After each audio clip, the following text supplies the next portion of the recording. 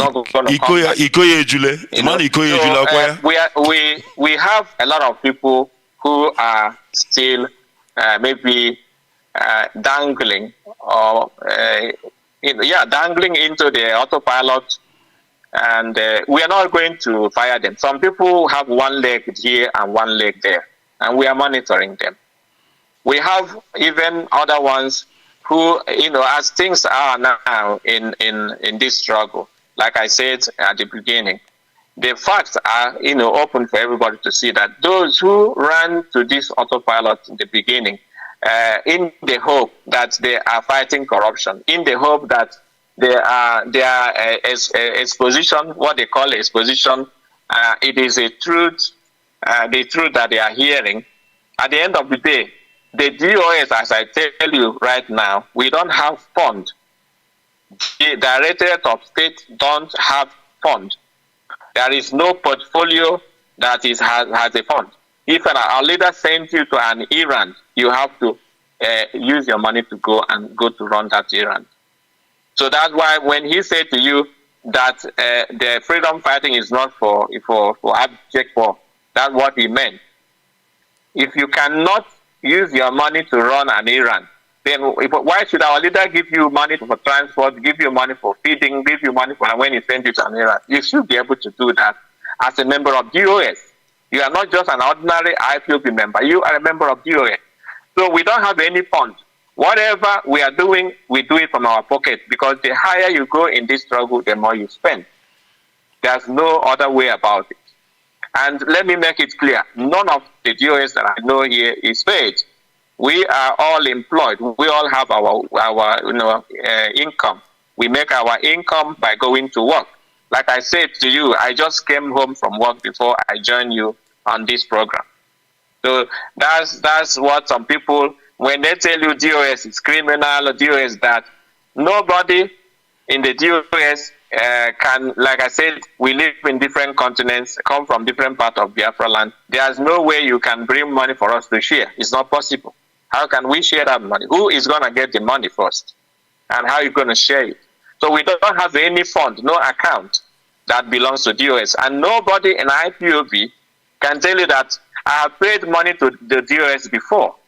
There is no account called DOS account. So when they tell you that DOS is criminal, they ask them which account you pay the money to them, or whom did you pay that the money to? Where is the evidence? Not just coming and yapping all over the place, trying to denigrate the names of the hardcore people who are working day and night. Sometimes our meetings in DOS will start from the evening and end early in the morning. Without sleeping, you go to work. This is a sacrifice we are making for this problem. So Chinedu is not firing anybody or not expelling anybody that is innocent. It is better, just like the Bible said to you, it's better you cut one of your finger that will lead you to hell and go to heaven with 9 fingers. That's what we are doing. We are cutting out those parts of the body that are going to corrupt the rest of the body if we leave it to continue. When we have seen that this particular person is incorrigible and has crossed the Rubicon, we're not going to let it continue, because when you leave them to continue, it's going to destroy the rest of the body. So cut one finger that will destroy the whole body and go to heaven with 9 fingers. That's what we are doing. And let me give you one example again. Go ahead, please. When the American women in America, I will call them the Igbo women in America, or Biafran women in America, they say they want to come and make free Nnamdi Kanu rally in the UK. Okay? And they said we every country need to give them 2 women around the world. I was the one, and some of my colleagues, we ran around calling all our national coordinators to bring 2 hardcore women to join them. I tell you the facts. The women we gathered and sent to these particular women from America, we don't have up to 10% that are still with the IPOB today. They corrupted all of them in their forums. They put them in their forums and bombarded them with all these autopiloters and all this rubbish that they are concocting against the struggle that holds no water. So those women, only 10% I can tell you that came back alive and still in the struggle. The rest were corrupted, and they even started fighting against the leadership. Those who called them to go and join this protest, join these women, support them for the sake of Nnamdi Kanu. It's not going to be, okay when they come all the way from the United States of America to make protests in Europe, and we don't send our own women to join them. That's why we made that decision to solidarize with them, to make sure that they are not alone, that we also care for our leader. But alas, we didn't know that they came with ulterior motive to destroy what we have built together. But as I'm telling you, IPOB is immovable. IPOB, no one can destroy. It is divinely ordained. They were watching it. All right, thank you very much. Now, the last question, Mazi, the last one before I let you go. There has been an allegation flying around. They say that DOS doesn't want Mazi Nnamdi Kanu to come out from jail. Now, what assurance are you giving to Biafra that that is not the case? And also that our leader is coming out as soon as possible? Please go ahead. Yes, Mazi, that question is a very important question. Yeah, I'm sure that most Biafrans are asking the same questions. The funny thing is, some of the people who are making these allegations are supposed to know better, supposed to be working with the leadership of this struggle, because nobody loves Nnamdi Kanu than the DOS. Nobody, not even his family members. I'm telling you this now, it's a fact. Nobody spends time, energy, and resources for the sake of Nnamdi Kanu's release than this particular DOS member. Nobody. So anybody who is saying that the DOS doesn't want Nnamdi Kanu to come out, you just go and watch them properly. They are not with us, because it is very, very clear that Nnamdi Kanu set this particular structure together. And the work of the enemy immediate Nnamdi Kanu was kidnapped and rendition is to destroy the structure so that they can kill him or do whatever they want with him. And we said no, over our dead body. ESN is now strong. They wanted to destroy ESN by, using their connections to go and bribe them, corrupt them with money, because our leader told you that these are volunteer army. Volunteer army doesn't fight because of money. They fight because of the, because of the freedom. So there's no amount of money you give them that will, be equated to that freedom that they are fighting for. It is a movement. It is an ideology. You can't replace it with money. So, but these guys try to come and use money to lure some of the weak-minded ESN people away. And they lost their places in IPOB. When you expel them, then these guys will use them to go and start destroying things every Monday. They call it sit at home. That has been, called off. This is what they are doing. So nobody in the Directorate of State, not even a member of the Directorate of State, talk less of Mazi, nobody has the plan to betray the struggle, because we are on serious oath to restore Biafra. And then Nnamdi Kanu's release is top on our agenda. Look at what is happening in the case in the zoo called Nigeria. There were 15 count charges. How much is left now? 1. So we tell you that when we tell you that we are working assiduously, we are not just mincing words. What we do, people are expecting the member of DOS to come on social media to speak what we are doing or what we want to do. We don't have time for that. We are too busy to come to social media to blab. We don't do that. But if you have eyes, you are going to see the result of what we are doing behind the scene. We are working behind the scene in many areas, not just on the legal issues that we are seeing. There are many areas where we are fighting to make sure that our leader is released unconditionally and very soon. And those who are telling you or telling people that the DOS doesn't want Nnamdi Kanu out, they will bury their faces in shame. Whoever they are going to be shamed. And Nnamdi Kanu will know who is who when he comes out, because we are keeping the records. We are keeping the records. Those who are now trying to betray the struggle, those who are trying to destroy what Nnamdi Kanu has put together, when he comes out, we will ask him to open his eyes, because not everyone that calls Father will go to heaven. That's what the Bible told us. Now we know them, because when you are not at home, then you know who is really your own friend, whom you can trust. When you come back, everybody will become your friend again. So we are checking to make sure that we keep records of who says what and who did what, now that Nnamdi Kanu is incarcerated. But the results are there for everybody to see that this Directorate of State is working assiduously, working relentlessly with everything that we have to show that our leader is released. Like I said, those who are criticizing and denigrating the name of DOS will bury themselves in shame. Thank you so much, Mazi. All right, thank you very much, Mazi, for that. This is Constructive Argument on Radio Biafra with Mazi Ikechukwu Onoha. Bring your argument, and we've got the solution. Constructive Argument. We hit below the belt. Radio Biafra. We've got you covered.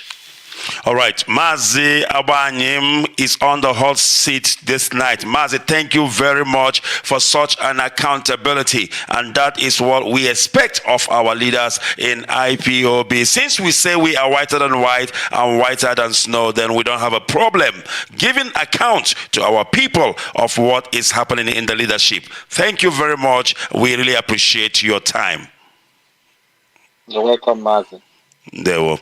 All right, there you have it, great Biafrans. It is yet another day on Constructive Argument here on Radio Biafra. Constructive Argument is all about accountability. There is no such thing about because they are in power, they will not talk to Biafrans. I don't think that is the case. That is why we try as much as we can to bring our leadership here on this show so that they can account to the people they are leading. My job is to play the devil's advocate, to get all the questions, analysis that you need. And of course, this evening, you have had it. It is Constructive Argument. This is Constructive Argument on Radio Biafra with Mazi Ikechukwu Onoha. Bring your argument, and we've got the solution. Constructive Argument. We hit below the belt. Radio Biafra. We've got you covered.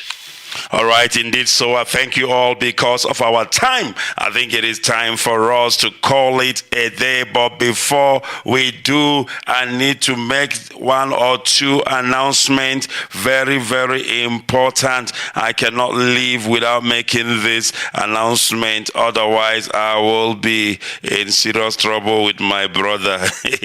He knows himself, and of course, he's listening. So let's see what what do you call it?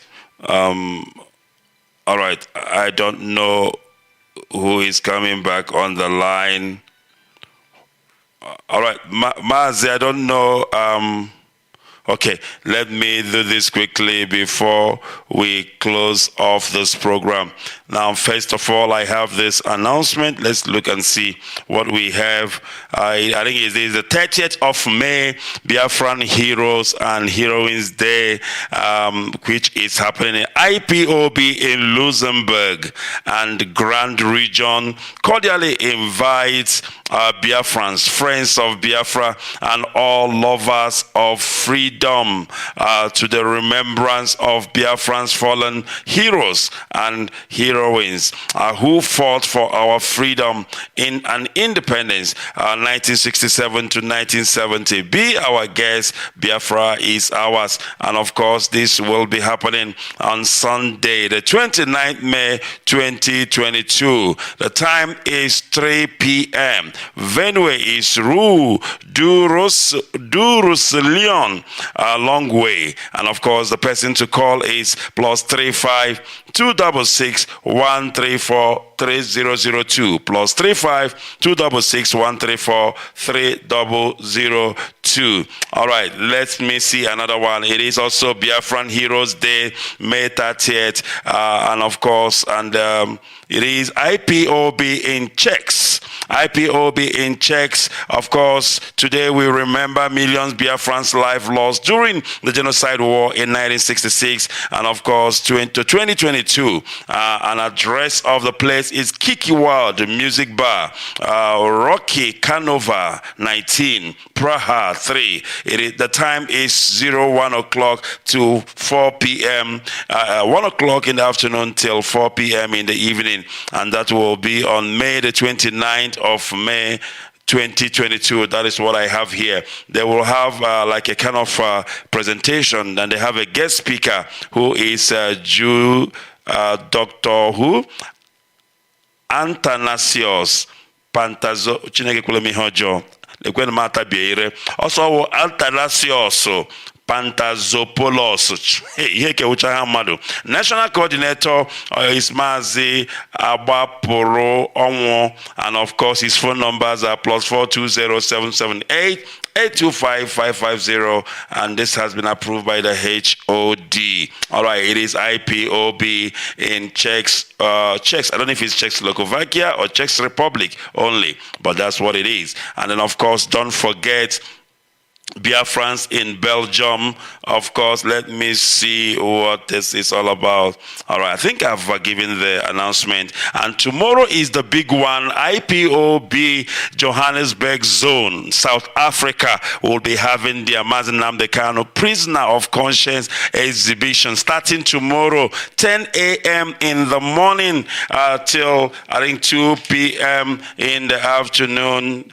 Yes, and it starts tomorrow the 28th. And it will end on the 30th day of May 2022 daily. It will be featuring lectures, photo exhibition, documentary, dance, drama, and so on. You can call +27 73809 0689 +27 8108877 +27 587 0745. And of course, the place is at the Market Photo Workshop, 138 Lillian Ngoyi Street, Old Bridge Street, Newtown, Johannesburg. IPOB Johannesburg, Mazi Nnamdi Kanu Prisoner of Conscience art exhibition will be happening. And of course, IPOB around the globe, around the world, will be doing something on the 30th of May. As it is our tradition, we must honor and respect those who fought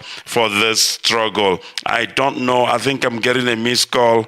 All right. Let me get back our European rep. I think there are a few things he needs to do or say before we close this program. Let me see if I can get him on air. Mazindewo, can you hear me? Yes, I can hear you. Please go ahead. Yeah. Just for the closing remarks, Mazi. Yes, please go ahead. Sorry, I think I didn't know when I cut off the line. I do apologize for that. Go ahead, please. No problem. I just want to assure Biafrans, those in Europe, most of all, to thank them for their steadfastness.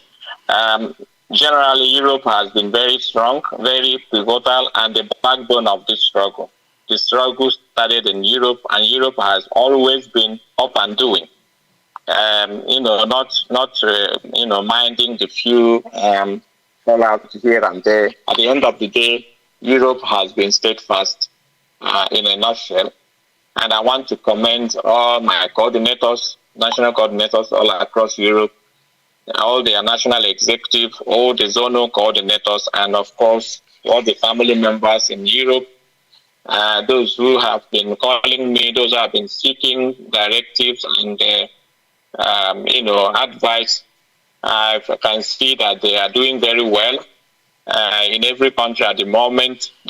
All of them are working assiduously to ensure that this leadership is supported as much as they could, and to make sure that together we push for the release of our leader Mazi Nnamdi Kanu, and of course the restoration of Biafra in general. So I want to thank all the IPOB families in Europe, and also IPOB Europe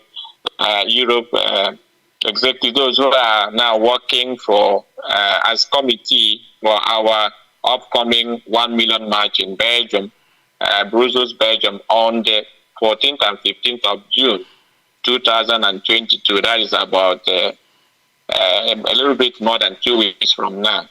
I want to thank those committee, and I want to appeal to every member of IPOB in Europe and their friends and all of us of freedom that all road leads to Brussels on the 14th and 15th of June.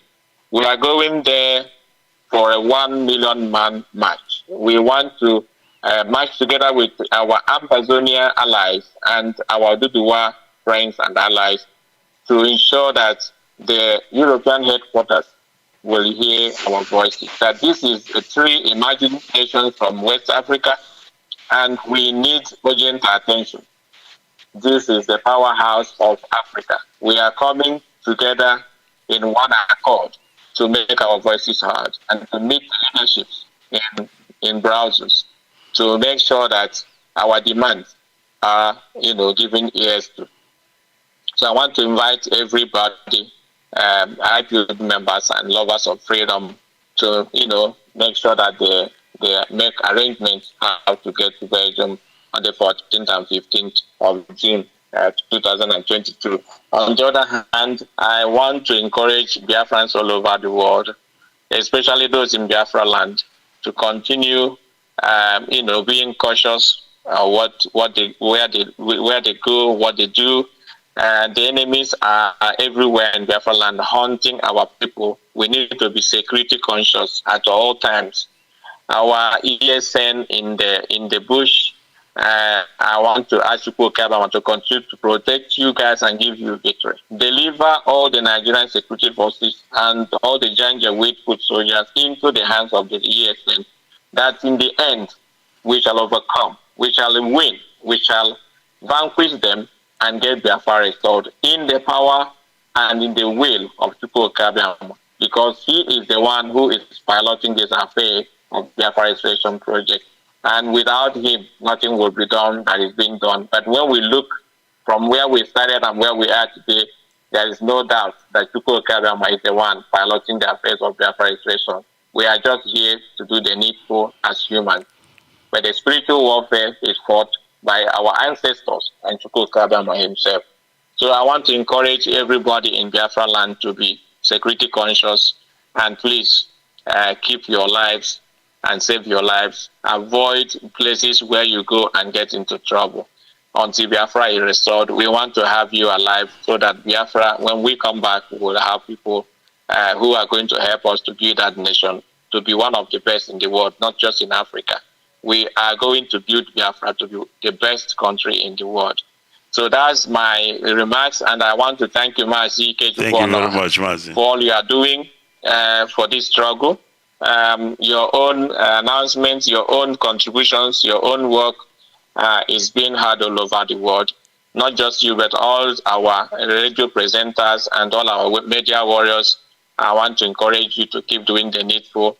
Don't forget the medical corps, Dr. Justice and Obi, Mother Obi Mbom, and the rest of you who are working assiduously to ensure that everybody is doing the needful to ensure that this struggle remains where it is today.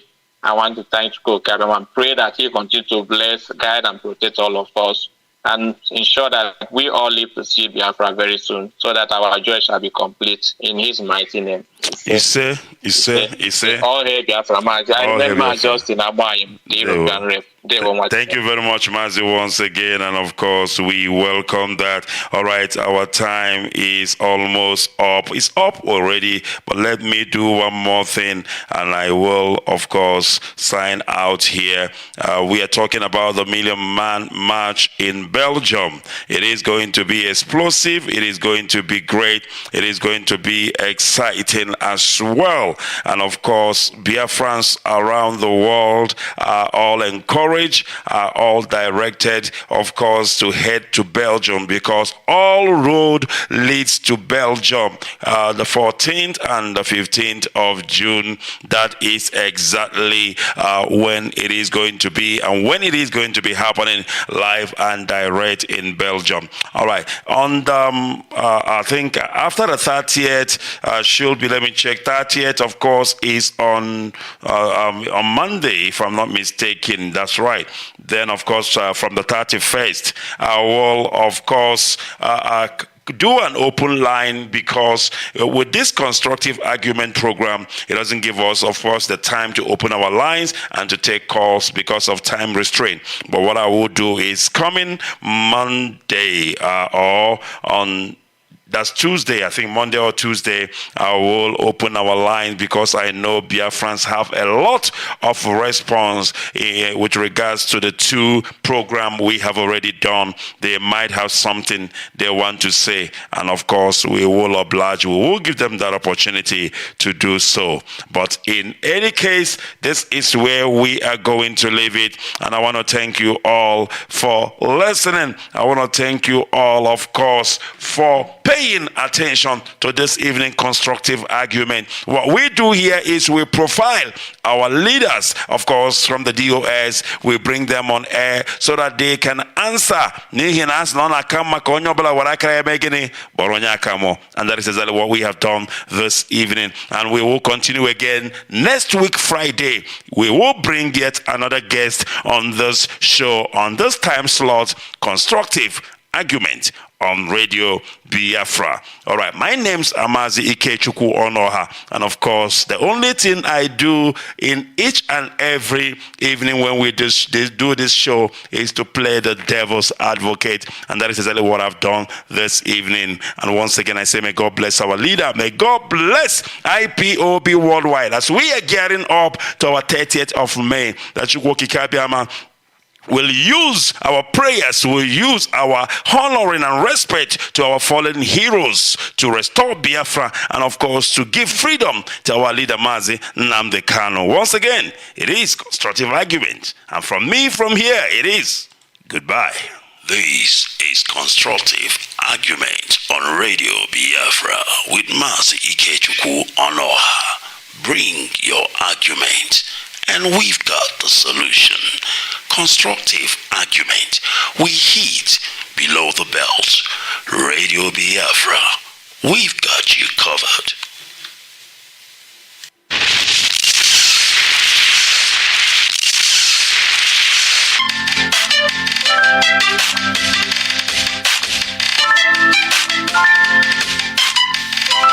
This is constructive argument on Radio Biafra with Mazi Ikechukwu Onoha.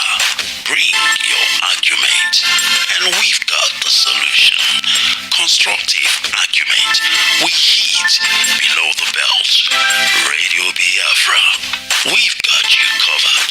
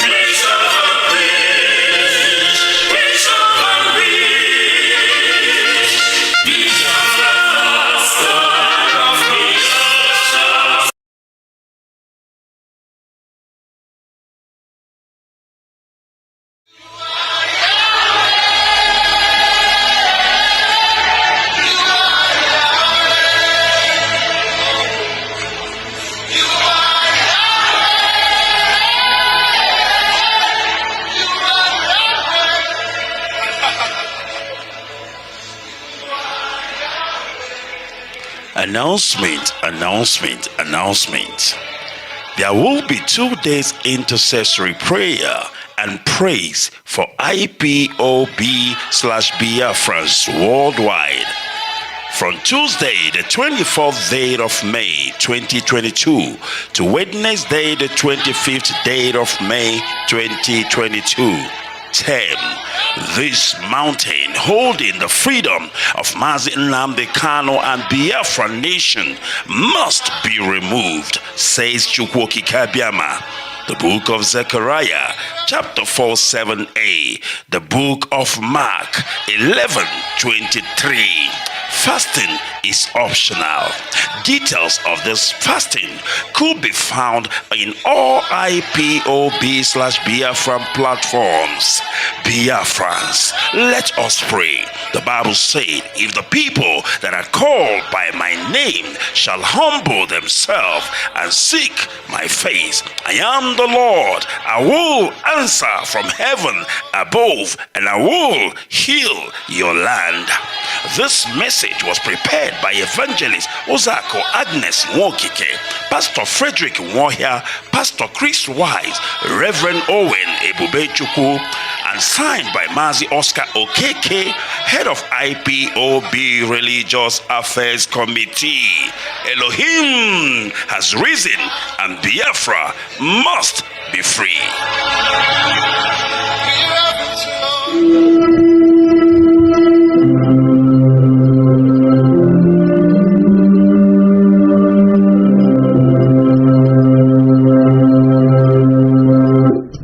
Good evening, wonderful people, great dear friends, wherever you are on the surface of this very planet. We welcome you once again to an explosive and exciting edition of our now thrice weekly presentation here on this very noble platform, this Radio Biafra, listened to unlike any other broadcaster nor media establishment out of Africa. We are across the entire 24 time zones of this very world. Everybody's listening from Japan to California, the west coast of the United States. People are listening from Iceland all the way to the Antarctica. In Australia, they are listening. In South America, they are listening. Across Asia, they are listening. Because we are unstoppable. What we preach here is the truth, the whole truth, and nothing but the truth. If you have joined us, you are immensely blessed. If you have joined us and you are brave enough to be listening, then know that you are one of those with a very strong constitution. Not the weaker ones, not those who snivel, those who go about gossiping, those who are eaten and driven by greed, envy, and jealousy. We have come here that darkness may flee and light will take its rightful position, and that light is what we represent. I say good morning, good afternoon, good evening, and good night to some of you, because across the surface of this very earth, right now, this very second, with the time standing at precisely 6 minutes past 7 p.m. in the blessed and the glorious land of Biafra. The whole world is listening. People have come that they may partake and participate in this very gospel of the restoration of the kingdom of heaven upon the face of this very earth. As I welcome you, I will encourage you to welcome other people. I know they will try all they can this evening, as they have always done. In fact, as they want me, that they will suppress the audience of my page, that they will continue to frustrate every effort I try to make. Broadcasting live from my page, they have warned me repeatedly. But as I have said to them, and as I will continue to say to them, I will ceaselessly preach the gospel that heaven has given me to preach. and that is the gospel of truth. That gospel will lead the children of the Most High God out of the darkness that is the damnable zoological republic into the light and the promise of hope that is Biafra. That is why this evening, as always, we will preach this very gospel uncompromisingly.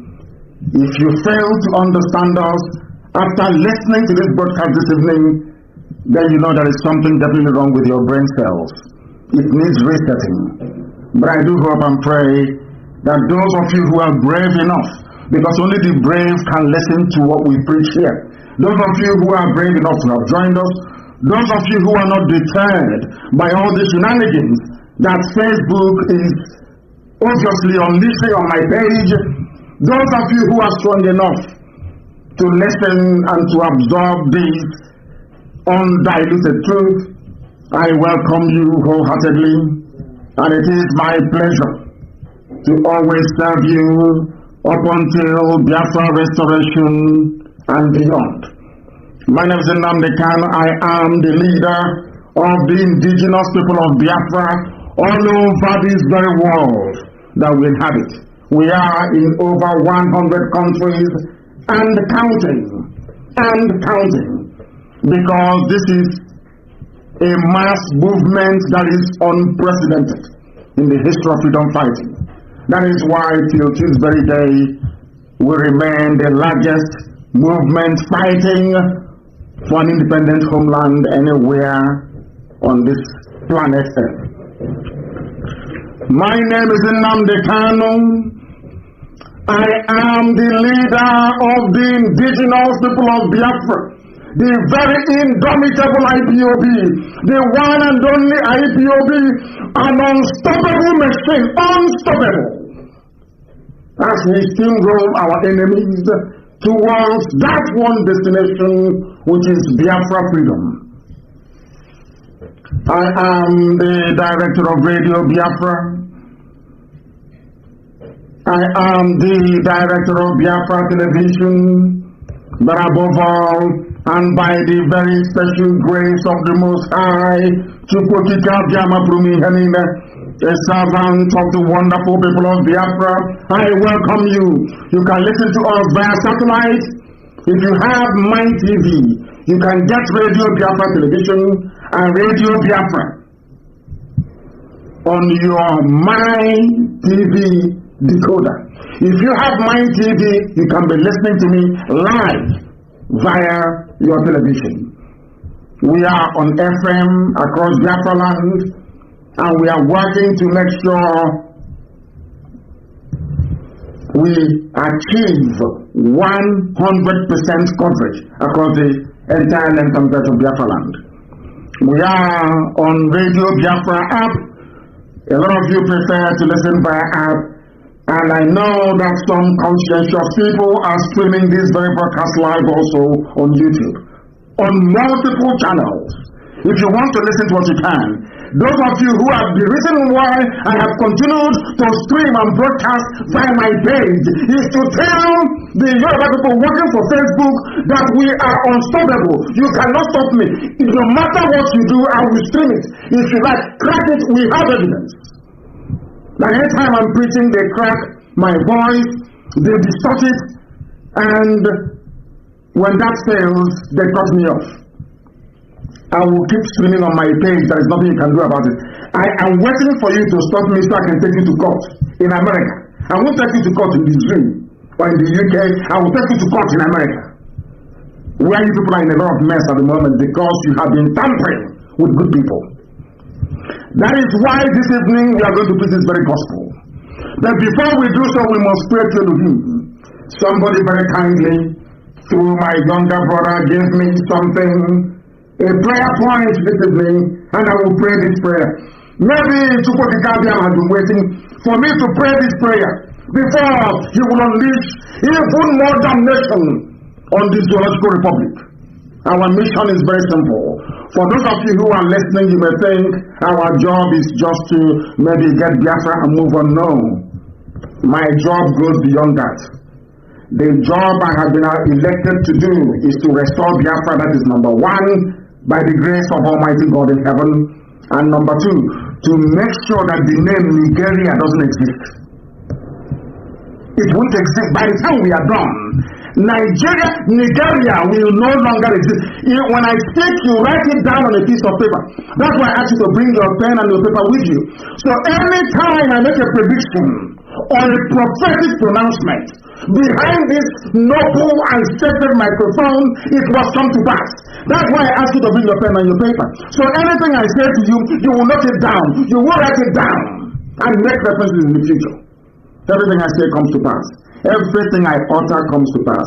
That is the only way that the Almighty in heaven can tell you that we are ordained to do this thing that we're doing. Nobody, there is no bishop, no prophet, no pastor, no reverend, nobody in the entire history of Africa has the same level of accuracy of prediction as I do have. No human being on the face of this earth, none whatsoever. I said none. That is why you find gossipers everywhere, but I must pray to the Most High. Without whom we won't be here today. Without Elohim, we cannot be here. And we must pray. Biafra will be found. Biafra is a godly nation. A godly nation. The only kingdom in the history of mankind where no man was the king. The only kingdom. That was the history that Britain was hiding from you and I. That Biafra is the kingdom of God on this earth. No king, there was none. Israel asked for king, and they were given Saul. In Biafra land, there was none. It was a kingdom. Acknowledge that it was a kingdom. But they cannot see our king, because our king, you cannot see him. You can be his spirit. Oh, my brother. I have to pray. I don't want to go into the spirit before I preach this gospel, because mere mortals cannot understand. They don't have the brain to understand what we preach. Biafra was a kingdom. When Yeshua prayed and said, "Let thy will be done on this very earth," he was referring to Biafra. That kingdom of God on this earth without a king. The chosen children of light that inhabit the center, the very center of this very earth. And unto the Chineke we give every glory and adoration, every exaltation will come before thee this evening to present your truth to the whole world, that mankind may testify in time to come that it wasn't man that did it, that they had no strength of their own, they had no army, they had no weapons. All they had was the gospel of truth and of redemption. And behold, because their hearts and their minds were clean, because the Almighty found them unblemished, that was why they were blessed, and everything they asked for came to pass. That was why this same generation, this very IPOB shall endure, for flesh cannot be immortalized, but the truth of the Most High, who is timeless, who is ageless, shall prevail. And upon that very promise we pray this evening, because your words are yea and amen. People wonder, how come you loved David so much?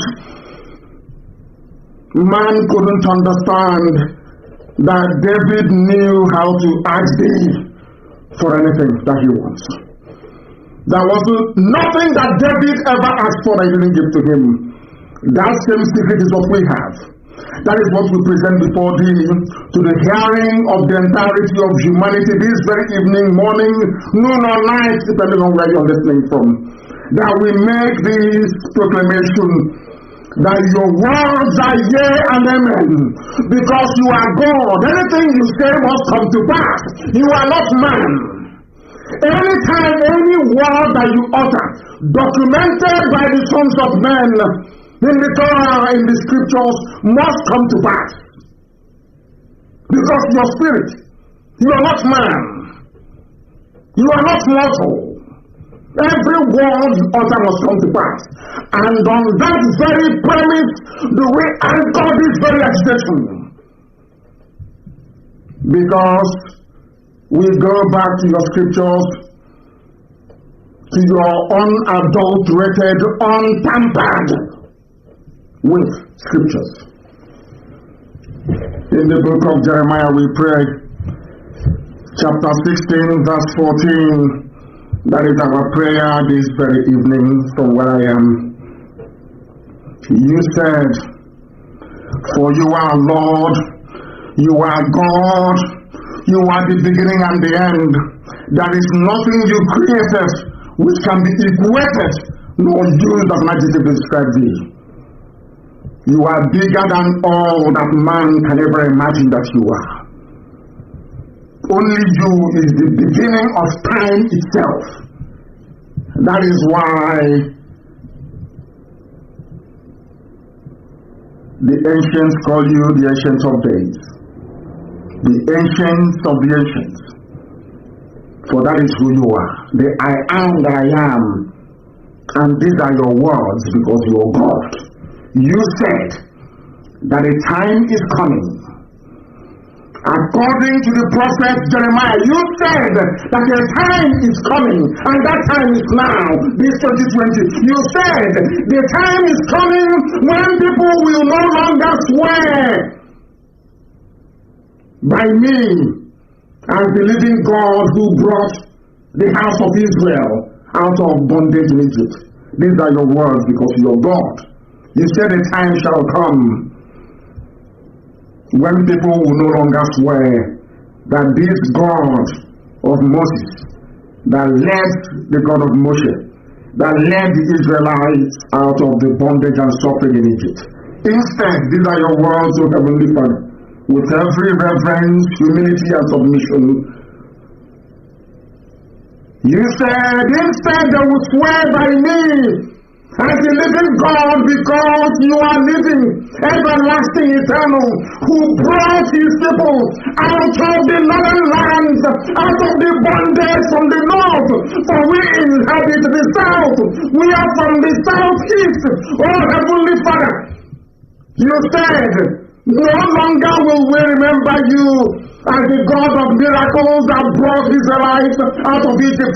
We shall know thee as the God that delivered his children from the criminals and darkness from the north. These are your words. And you were talking about Biafra. We are now going to swear by thy name and say, this God of Biafra that led his children out of the iniquitous existence which Britain fabricated for your children. And you said we are going to return from where you scattered us, from where they are killing us in Indonesia, from where they are killing us in Malaysia, from where we have been imprisoned in Brazil, from all the places we are suffering, all the places where we are being humiliated at the moment. You said, I will bring you back to your own country, to the land that I gave your ancestors, because I am God and I have spoken. And who is man to say no to the word of God? Upon this we anchor all that we do. We have no strength of our own. Upon your promise that came forth from the mouth of the prophet Jeremiah 16:14, you said, I will deliver you from the bondage from the north. The world will no longer say, this God of Moshe that led the Israelites out of Egypt. They will say, the God of Biafra that delivered them from the forces of darkness from the north. So you were very specific. You said from the north. And you are God, and may your name be blessed forever and ever. He said, oh, heaven gives me message and I give to the living. That is what I do. That is why we are unstoppable. That is why to us, jealousy, gossipy people who are insignificant and inconsequential, all they do is to promote us. That is why I love it. Our names are now everywhere, on everybody's lips. Everywhere you go to, IPOB and Nnamdi Kanu, everywhere, around the whole world. Because we are unstoppable. If you have difficulties and issues with the gospel that we preach here, then you know you have a very serious problem. Because if you are an honest person, then believe you me, after tonight, if you see Nyawodo and Ohanese, you will stone them. If you see some of the governors, you will stone them. Anybody who comes up to say to you, I am an elder, respect me, you will stone that person after tonight. That's what we're going to do. We are going to let you understand, step by step, one after the other, to understand how involved these people are in what is happening to us. And they are shameless cowardice. Elohim sent me, not man. That's why I'm not afraid of any man. I'm not afraid of any man. Because heaven sent me to preach this very gospel. And that is why this zoo is vibrating. Right now, they're taking cover in Abuja. They are frightened, they're afraid. And I'm very glad everybody is learning. Everybody is learning. You may not like the way we deliver the message, but all of you are seeking for visa to go to America that colonized you, not even colony, that enslaved you for 250 years. Your sensibilities weren't offended, but you still look for visas to go to America. If they offer you a chance now to go to, some of you are dying on your way to Europe, but you're concerned about insult than actually listening to the message. And you're struggling to go to Europe that killed millions upon millions of you, humiliated you, degraded you, shamed you, and they're still shaming you. Oh no, you're not offended, because Nnamdi cannot tell you to be offended. You're a madman, or mad woman, or mad boy, or mad girl. This evening I'm going to offend you even the more, so you can learn and reason. They said a clear conscience fears no accusation. If you're not daft and stupid, why should it bother you that I call some people daft and stupid? If you're not daft and stupid, have you been to my page before? My Facebook page? And see, have you seen the way they feed you? Like how they will feed hyena and leopard in the wild? And you say you're human beings? We are going to go to Anambra this evening. But first of all, we must begin. Bring out your pen and your paper. Bring it out wherever you've hidden them. Because this evening we are going to delve into very difficult and complex matters that will require a modicum of common sense for you to unravel and make sense of it. Elohim is in heaven beside him. Listen carefully. Why do we expose Ohanese and Shinande and his gang of thieves and traitors? As I'm speaking, I will speak very slowly, so you can note it down, you can jot it down, and make references later on. If I am wrong in my assertion, then you are justified to be as envious as you want to be, or you can gossip your life away. I can understand that. But if you after this very program, if you go back and see that everything I've just told you is correct, then you will come back and apologize to us. I'm going to tell you this evening the reason why we are harsh on these people, the reason why we speak the way we do, unapologetically, the reason why we insult those who are deserving of it. This evening, after this program, if you see words outside, you will stone you yourself, you will stone him to death. Listen carefully, please. Your governors and some criminal elements who that live in Abuja and Lagos mostly, you don't know who their father is. Can you imagine in this age when there is no war, there is no strife, no hunger? We are Biafrans are relatively the richest ethnic group, the richest race you have across Africa. We are. Per capita, we are. Can you imagine that in this day and age, people are not even sure of the paternity of their children? Talk less of people that went through a war, a crushing war and famine. Can you imagine the number of illegitimate children born into Biafra with foreign blood? They are the ones you see online talking rubbish on video. In this age now, there are the issues of children that the fathers no longer know where they came from. Talk less of when we were fighting a war. Famine, hunger, poverty, disease, pestilence, everything was there. That is why this evening we're exposing our hands in the ocean and the Mazi. All the saboteurs, criminals, I want to let you know they are fighting back because the one promised them. If he had known that these people they lost money so much, the one said it. If I had known that Igbos love money so much, I wouldn't have gone to war. I would simply share money to them to fight each other. Is that not what he's doing now? So some of you cannot see. You are blind. You think if they give money to all these saboteurs, they'll come out and announce it. Oh, they are giving money to them. Oh, no. They gave money to them. They gave money to the media. Saying, keep writing this junk. But do you know my happiness? Have you been on the ground? Go on the ground in Biafra land and insult IPOB. They will bury you alive. When you insult them, they will bury you there and then. We are everywhere. We have taken over everywhere. Forget all the nonsense you say from idiots on social media, sponsored by these criminals. Your governors, the criminal elements we have calling themselves politicians, and why they regard everything we say as an insult.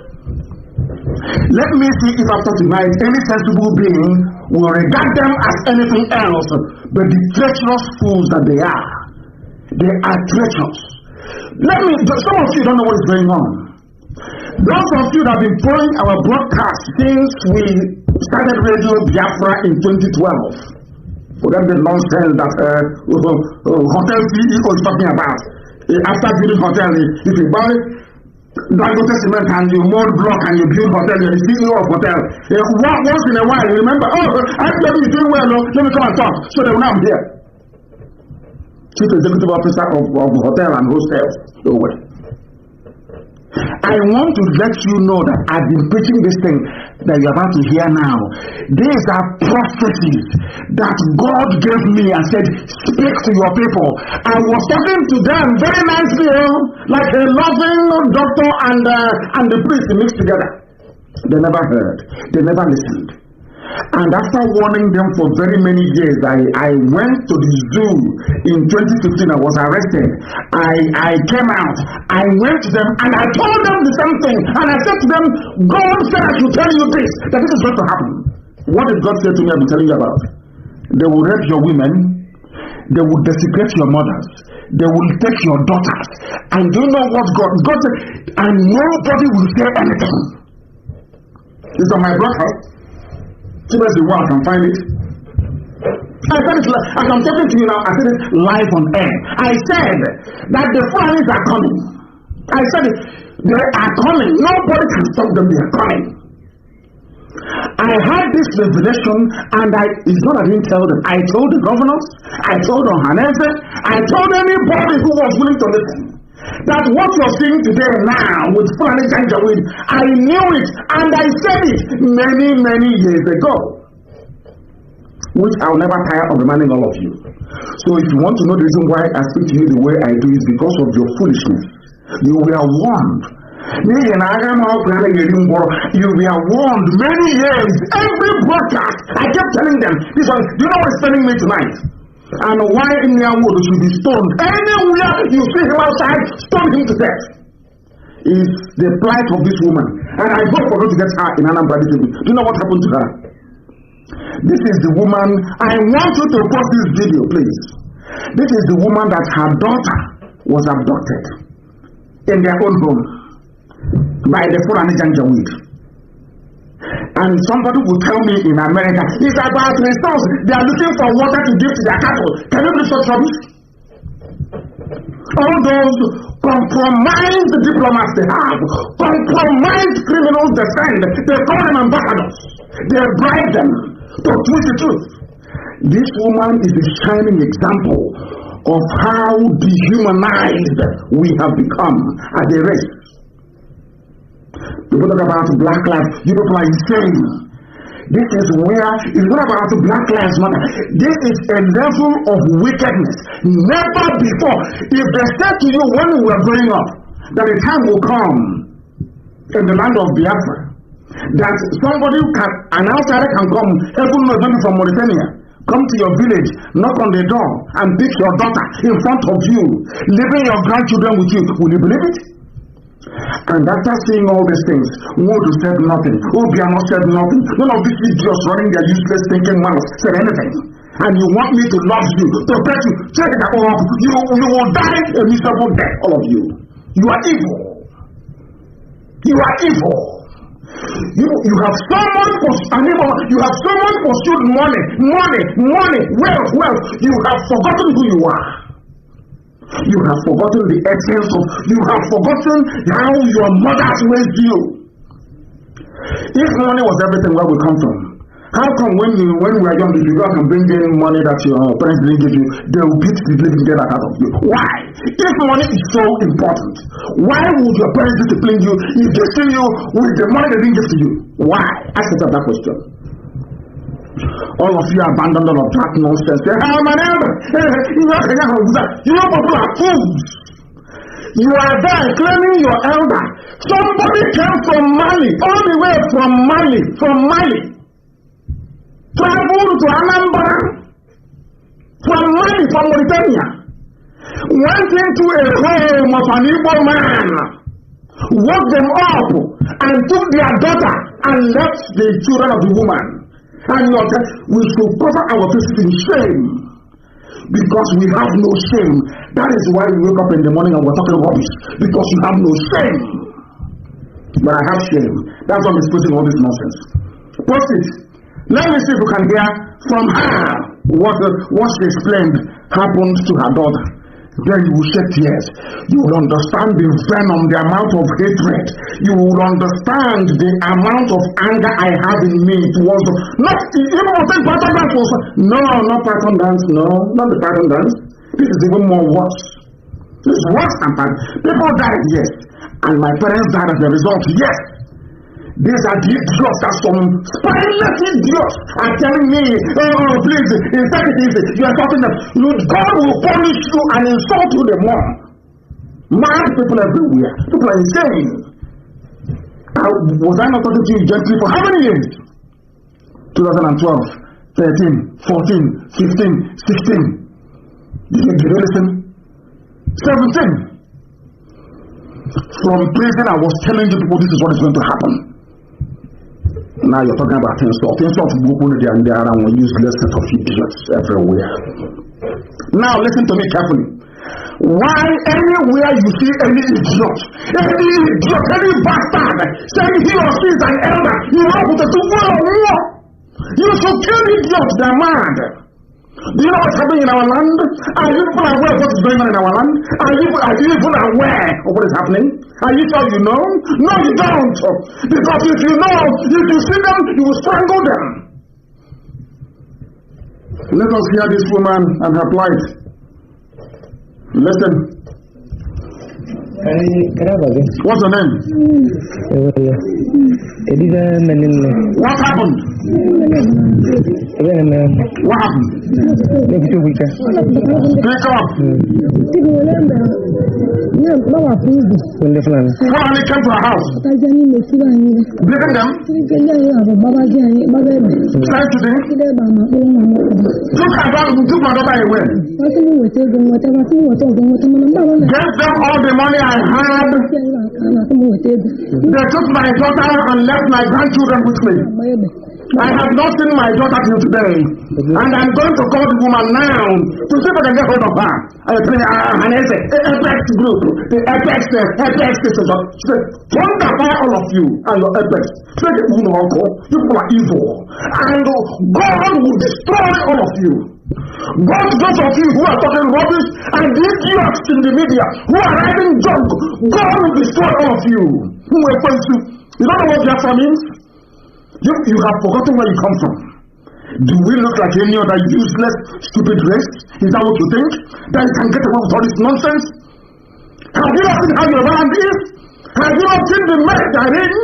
You want to bring the mess into the holy land of God. It can never work. Never work. I'm going to call the woman so I can hear from her. This was happening, and you're telling me that please take it easy now. Please take it easy. I am calling them to see if they get hold of them this evening. That the world may hear your shame. All of you in this Zuzu talking rubbish in respect. Which useless, foolish elder is that? This is Radio Biafra. We are live. The world is listening. I am Nnamdi Kanu. Am I speaking to the woman that the daughter was abducted in front of her? Can you hear me? The person I'm calling on the phone, can you hear me? Oh my goodness, what sort of people are this? Can you hear me?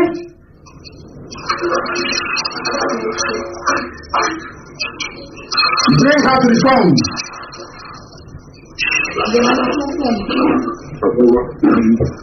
Bring her to the phone. I want her to raise her voice up. Raise her voice that the world may hear. Because everybody is listening.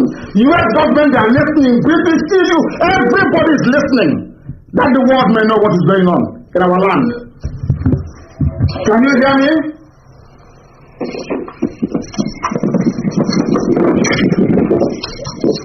Can you hear me?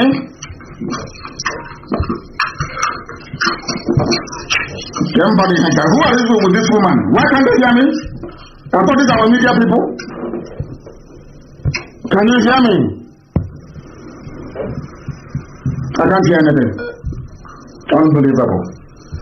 Unbelievable. What kind of human beings are this? Can you hear me? I don't believe this. We are going to keep trying. Can you somebody pick up the phone from there and interpret for me? If they cannot speak, can't you talk? Huh? Network is disturbing us here. I can hear your voice. It's not any network. Speak to me. Is she there? Is the woman there? Hey, you. I don't believe this. What sort of human beings are this? Can you hear me? This is the general question. It's you that I want to talk to. Can you hear me? You talking now? Can you hear me? You that is talking now. Can you hear me? Oh, goodness. When next they want to send people on this type of errand, you send people with common sense. I don't know where they got these people from. I don't know where they got them from. I will keep trying. I will play the woman's voice again so you can hear. I will keep trying until we get hold of her. I don't know the sort of people that they send. I am is a disgrace. The whole of our number, there is no media person who sends, they can send to this woman. The people who cannot listen very well, they send to her. What sort of people are this? What sort of people are this? I want the world to hear the voice of the woman that her daughter was taken. Unbelievable. I don't know this sort of human beings. I don't know. Let us continue. Let me play her voice again for you. And hopefully, of course, they will be able to pick up the phone. Hopefully, they will be able to pick up the phone. Can you hear me now? Can you hear me? Can you hear me, for goodness sake? Can you hear me? Unbelievable. Incredible. Absolutely incredible. Absolutely. They are not yet the time the line connected to get somebody to interpret became a problem. I don't know. Let us play the woman's voice until they are ready. Or maybe she can record something and send to me. Perhaps. Listen. What's your name? What happened?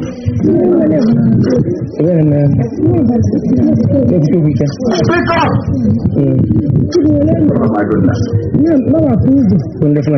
Fulani came in and knocked down the door.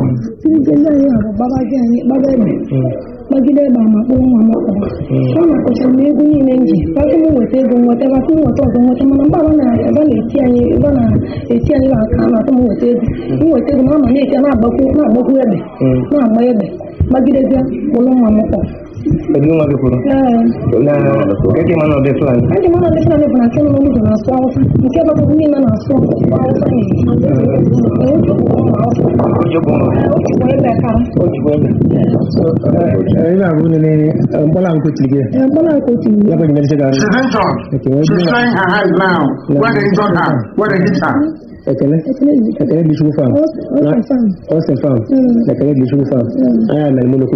I am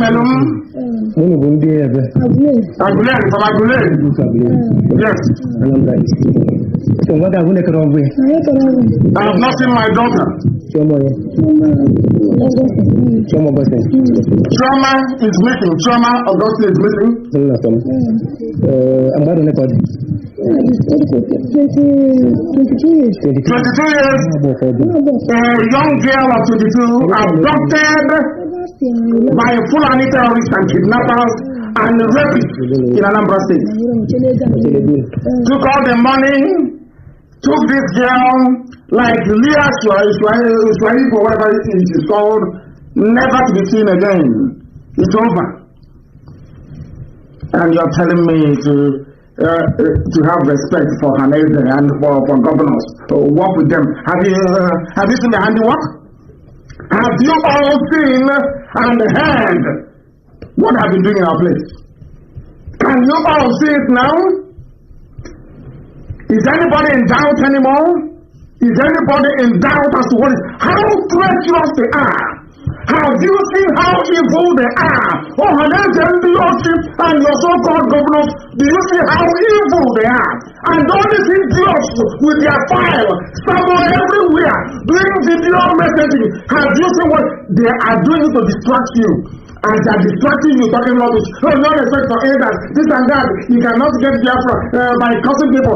Meanwhile, their masters are busy abducting our children. Our daughter. They left the grandchild with the woman, took her daughter away. In the olden days, by now, believe you me, every stubble will be done in our land. But they are busy gossiping. Now the question is, have you heard from Obiano? This is how we number. No. How about Haneze? No. What then is your job? Have you heard from the senator representing this woman? No. Okay, how about the House of Reps member? No. These are idiots, right? Writing rubbish every day. We need to synergize. We need to strategize. And they are taking your daughters away from before your eyes. Before your eyes, they are taking your children away. Did you stop there? No, not at all. There's another one. Please post this video. There is another one. I want you to post this very video. To post this very video. Very, very critical, please. Very, very. I will even try and see if I can get them on a direct line. I must speak to these people today. I have to speak to them. I must speak to them to see if, because it is absolutely critical that I get them. That you hear the voice of this very woman. That you hear her voice. Because what is happening in our land is beyond abomination. Beyond abomination. Let me try and see if I can get them on a direct call. Because I was trying to get one of them by WhatsApp. I'll call them direct to see if they will pick up the phone. Let's see if they will. Let us see. I want to see if they will pick up the phone. No, absolutely not. They cannot. I must try and interview this woman actually. I'll interview her live, maybe on Zoom or something. I think that's what I'm going to do. Maybe around Wednesday I'll do Zoom. I'll show my face on Wednesday and I'll interview her live on Zoom. We'll bring her somewhere where the network is better. Do you know what the problem is? In the same Brown, they have kidnapped a girl in front of her mom, left her kids, so those kids will not be asking their grandma, where is mommy? Where is mommy? And then the grandma will tell the kids that Fulani came here and took your mother. Can you believe such rubbish? Honestly, we don't have any shame. If we have shame, nobody will come out and say, I'm from Anambra, I'm an Igbo man, I'm a Biafran. Your shame won't allow you to. Your daughters have it. And I said it many years ago. They will come, they will take our children, and there will be nobody to raise a finger. Where is Johannes? He should be writing useless press statements saying they're going to court. And you are telling me you need to respect them. Are you not an idiot? Are you not a fool? Did you think IPOB we are foolish as all of you are? Once you're in IPOB, you will say the right. You will appreciate truth, no matter how bitter it is. No matter how bitter it is. That's another video I posted the pictures before. Listen carefully. Listen. Then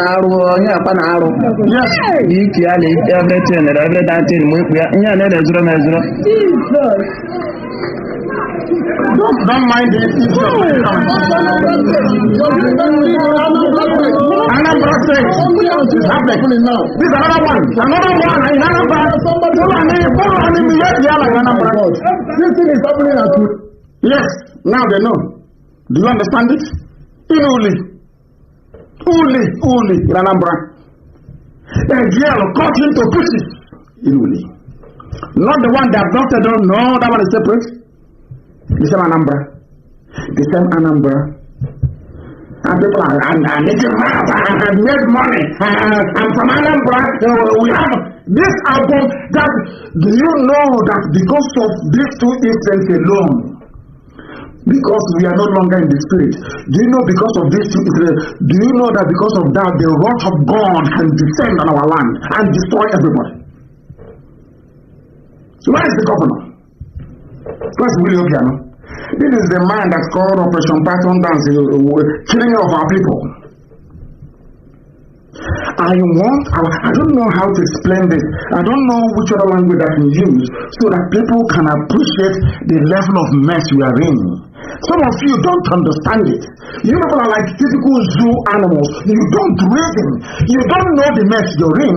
That people can come to your land, take your daughters. Those that they cannot take, they butcher them. They find their bodies. They cut off the right leg, cut off the left leg, cut off the head, cut off the two arms. Oh my Chinedu, and you are working. Hey, God forbid. Because we have no shame. There is no shame. That one is another video. Post it on my page. I want the world to see it. So that when we are going crazy, we are going mad, we speak the way you do, so you can understand why. Because it is not your daughter who was abducted. Because it's not your child who is being butchered inside our farmlands in Uli. Because they're not yours. And because you feel nothing, those of you wild beasts in America, I wish American policemen can start killing all of you. The way they killed George Floyd. I wish I can say to American policemen, these are the people you should be killing. Not black Americans. These are the Africans in America. Go and kill them. They are evil. Because it's not your daughter that's been butchered in the farm. That is why you feel nothing. Do you see why I speak to you the way I do? Because you have no compassion, you have no empathy, you have no sympathy, you have no concern for the plight of other people. And therefore, I don't see you as a human being. You can never be before me. Never. That's why I speak to you the way I do. That is why. Please, there's another video. It's endless. This life is endless. So the world can see it. Because when you write to the British, it's a farmer header clash. Farmers are looking for water to give to their cattle, and they clash. Farmer header clash, and you cut off a girl into 5-6 places. Farmer header clash. Farmer header clash, you went into a woman's house and took her daughter. Farmer header clash. Do you see how people you call ambassadors, how satanic they are? Do you see what Trump is fighting in America? Some of you are so blind. You don't know what Trump is doing. Some of you are so blind. Trump is one man standing a whole world of darkness. If you don't know, let me tell you. See what is happening. In that same zoo, Nigeria, the American ambassador is there. The British, they will preach how civilized they are, how we should be civilized. In broad daylight, you see foreign diplomats covering up for Yala. Why? Because they have stuffed them with money. It's only in Nigeria that I knew that even diplomats take bribe. Only in Nigeria. That is why when the other said, I don't want Nigeria to break. I don't want it to break. No, don't break Nigeria. Because they know what they are getting. That is why Fulani will go to somebody's home and kill the person. Go and sack a village. When the diplomat will filing his or her report, he will say, there are a few slight incidents around Agati and is that water resources. A human being. Simple is only in the zoo, Nigeria, that I have seen that a diplomat can stand up and lie instantly. It's them. And as I told you, I was in America and I told them in the US. On Capitol Hill, I told them your diplomats are corrupt in Nigeria. The American ambassador is corrupt in Nigeria. The US ambassador is corrupt. Corruption in Nigeria. Corrupt. She is corrupt. The UK is the worst of them all. They are playing ping pong with your heads because you're black niggers. You know nothing. Your brains are empty. That's why when they're playing with you, you don't know. But we do. We do. Please post that video. It's a funny attack along Abuja Enugu Expressway. I just want to let the world understand. Only Enugu and Anambra only. I don't want to go too far. Post that video for the world to see. Post it. Let the world see. And then I will then come to Anambra. I will then come to Anambra to let you see the abomination that some people are defending. I don't know the type of God that made black people. I don't know. No conscience, no morality, nothing. Just pure evil. Evil, as their name is darkness and absurdity. Nigeria, that's how they are. Darkness have taken over. Darkness have taken over in our land. I'm telling the truth. That men can no longer speak the truth. When they say the truth, they embellish it. They put, oh, be nice. How can I be nice to you when you are the embodiment of evil? You say evil and you condone it. You want me to be nice to you? Are you insane? Are you insane? Let me play for you. The governor of Anambra State, Willie Obiano, I want to play for you what his response to all these killings. That was, I don't know, maybe 4 or 5 months ago. As they are killing people now, he can no longer speak. How can people, you claim they are elite, they are learned, and they are governors. You know what they have done? They went to Anambra, they promised to Obiano, vice president. They went to that and they told us, oh, it's your turn now, we know, VP. The same VP of 2023, not president, but vice. They went to Enugu. They said, oh, you are a good man. VP for you, VP. They went to Enugu. Oh, my engineer, you're doing well. VP, you get the VP. Oh, we put you there. You are our boy. You put you there. So do the job for Hanese. We'll see if we can give you VP. The same one single position, they have promised everybody VP. And now, it is now left for you to go and prove that you are worthy to be trusted with that position. And how are you going to do it? By giving our land to Fulani terrorists. So that when Fulani kills our people, you turn a blind eye. Let me play for you what Obiano said. He's been everywhere. But because we don't reason very well, we are not analytical. Because let's be honest about it, if I had blacks been analytical, we would have gone to the moon by now. There will be running water, there will be good roads and good schools and good hospitals. That's the fact of life. Because the same university that the Prime Minister of Japan went to is where some of these morons went to. The same school. So how come all these places are doing well, but not in the zoo? Because we are filled with evil. Until a black man acknowledges that there is a type of wickedness in him or her, there will be no progress. I'm being honest with you. Forget all this nonsense, there will be no progress. Because a black man is wicked. It's wickedness and evil. Or else, let us say a governor, if he called elite. The governors are not with them. They are not part of what they are doing. I want you to play what a governor opened his mouth to say. You are people because he promised vice presidential slot. Listen carefully, please. Where we are. Listen.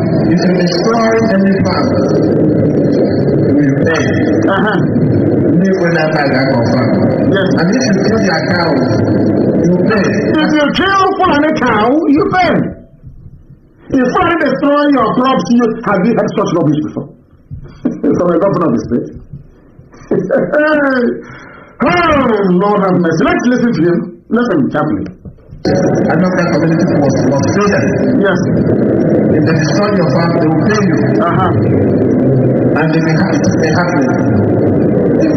For any reason, somebody dies. It's a police matter, but if our people is killed, they will pay 500,000 naira. Why the police considers the action? Are you listening? If you go to Anambra now, you kill anybody in Anambra State as a Fulani man, all Mieti Allah has to pay is 500,000 on a life. I come from a culture that we name our children Wakego.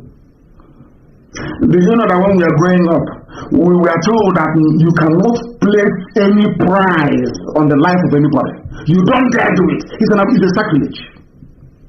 Here you have somebody who claims he's a son of the soil, a governor of the state, saying that if you kill a Biafran in the land that God gave to our ancestors, all you need to pay is $1,200 for a life.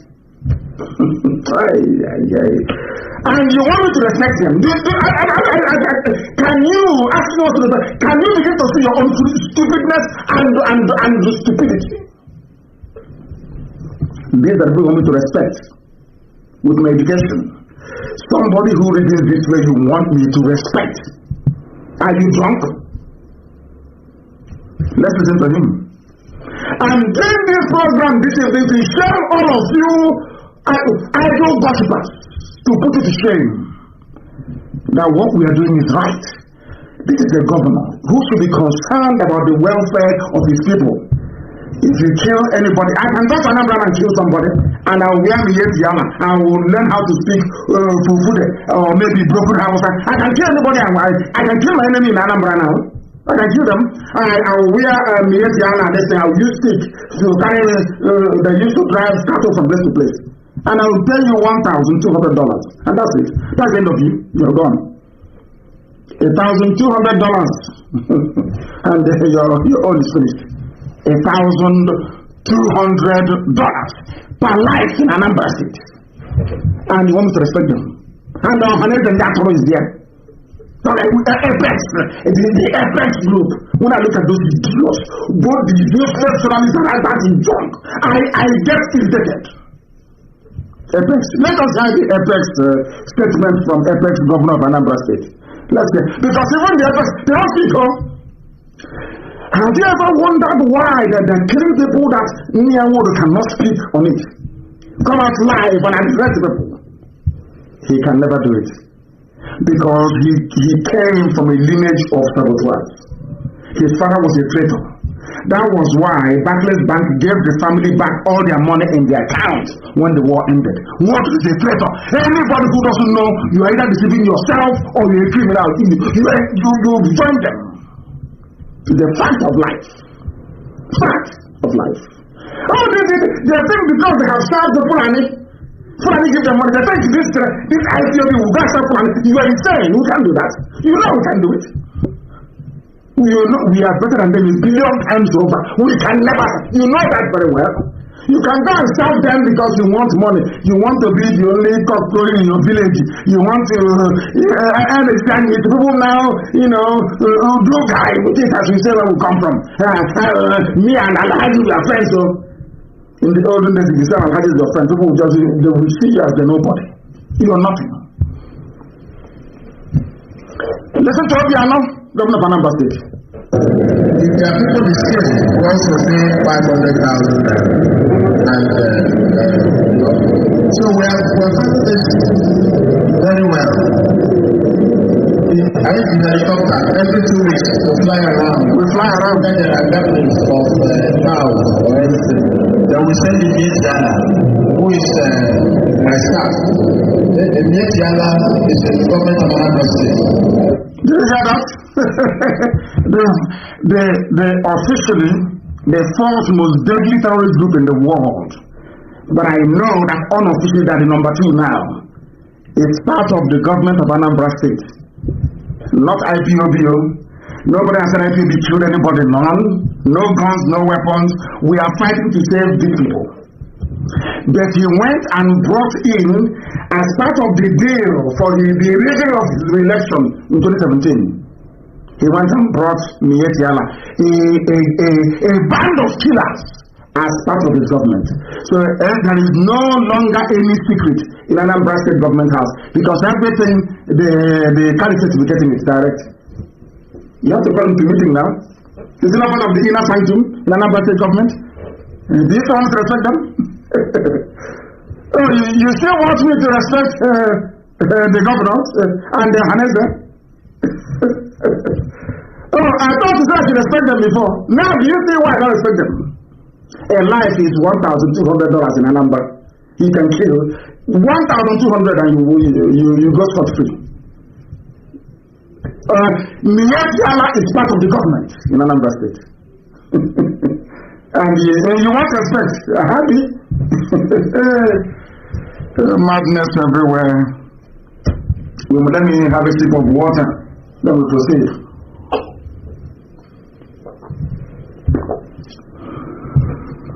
The question then is, the body part of the young lady that was raped, tortured, dismembered and scattered around the farmland in Uli. What did Ohaneze say? Because Ohaneze is meant to be for every part of Ohaneze and the Bonine across the 9 states. No, in fact, 11 states. What am I talking about again? We have, listen carefully please, I don't want to get it wrong. We have Igbo people that Ohaneze should be representing in Benue. We have Igbo people in Kogi. We have Igbo people in Cross River. We have Igbo people in Akwa Ibom. We have Igbo people in the rivers. We have Igbo people in the 5, the so-called Southeast states. We have Igbo people in Delta. We have Igbo people in Edo. Is that not correct? Have I missed anyone? Now you have Igbo people in 5, core Southeast states, 6, 7, 8, 9, 10, 11. What is Edo? 12. Is that not it? 13. We have Igbo people in the 6 so-called South states. In every state, we also have Igbo people in Benue and in Kogi, plus the 5 strong southeastern states. Making it how many states? 40 years old is 11, 12, 13 states in total. Ohaneze should be speaking for all of them. Is that not correct? Now somebody died in Anambra State, the same place, not died, was killed in Anambra State, the same place that Nnamdi came to and said, I countermand what Nnamdi Kanu said about election boycott. I said, let's go. They said, no, don't boycott in 2017. Then they will vote. Our governor will try and vote somebody in. They voted. The person you voted in is now telling you that your life is worth $1,200 and Fulani can come and kill and nothing will happen. As it has happened now. Did Ohanese say anything about the woman that it is abomination in our land? No, nobody said a word. Did the governor say anything? Nothing. And which day did it happen in Anambra? Where are those responsible for this crime, heinous crime? They are working. In fact, as they are killing, they are being emboldened. The army barracks is there in Onitsha to protect them. Every police command is under instructions to provide help and support to the Janjaweed as they march down south. Why are the police and the evil prosecutors that will charge money from IPOB, they see you as IPOB, they lock you up? Just like that.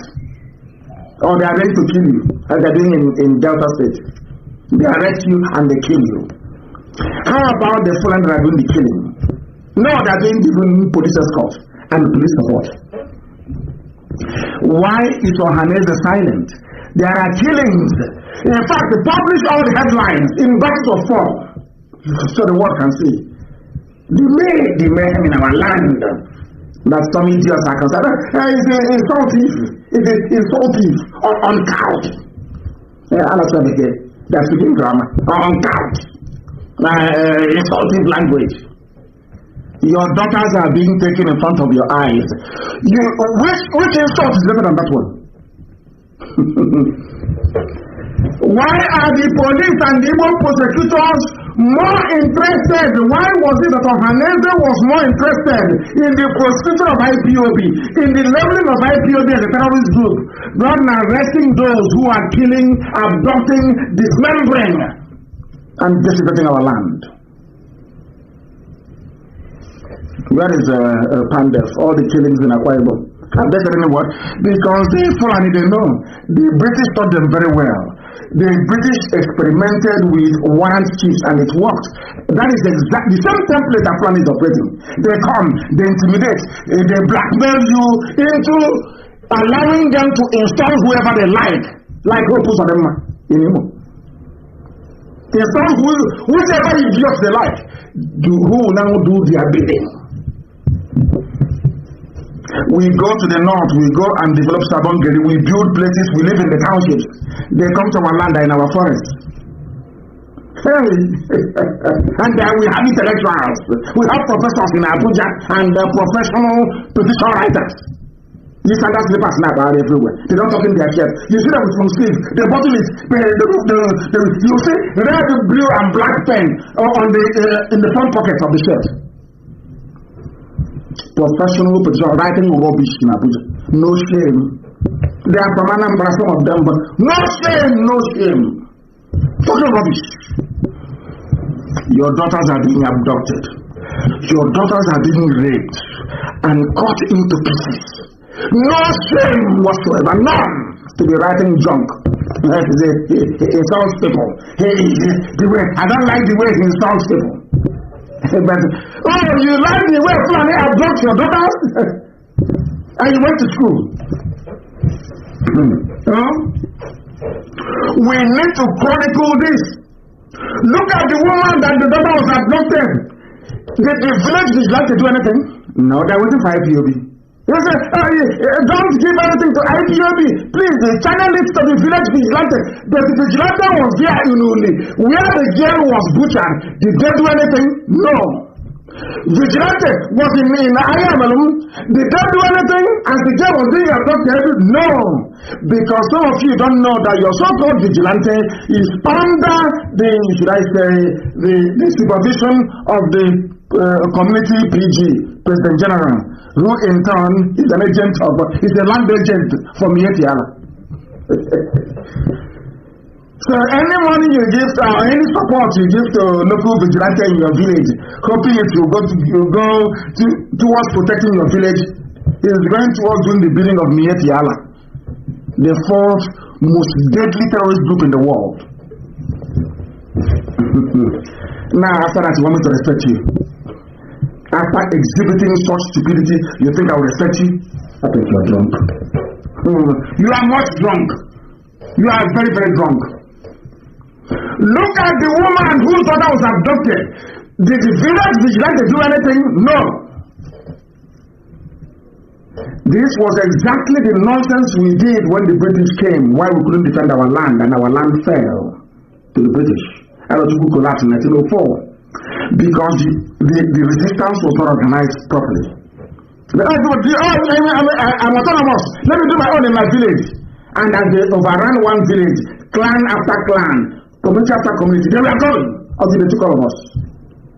And our land fell to them. The same rubbish that these pseudo-intellectuals are now trying to recreate in our time. The same old garbage, the same old nonsense. Go to your village and defend yourselves in your village with what? The people invading you, they are organized. They planned this thing for nearly 50 years. They have over $30 billion to back them up. They have the army, they have the police, they have the air force, they have everything. They have the Yoruba cowardice to count upon. You have nothing. And I tell you, go to your village and organize vigilante. Look, these are intellectuals. If this is intellectualism, God for us, wrong on such rubbish. Intellectuals. Writing rubbish. Listen very carefully. There was no organized resistance. You know, people in this zoo, they don't know any history.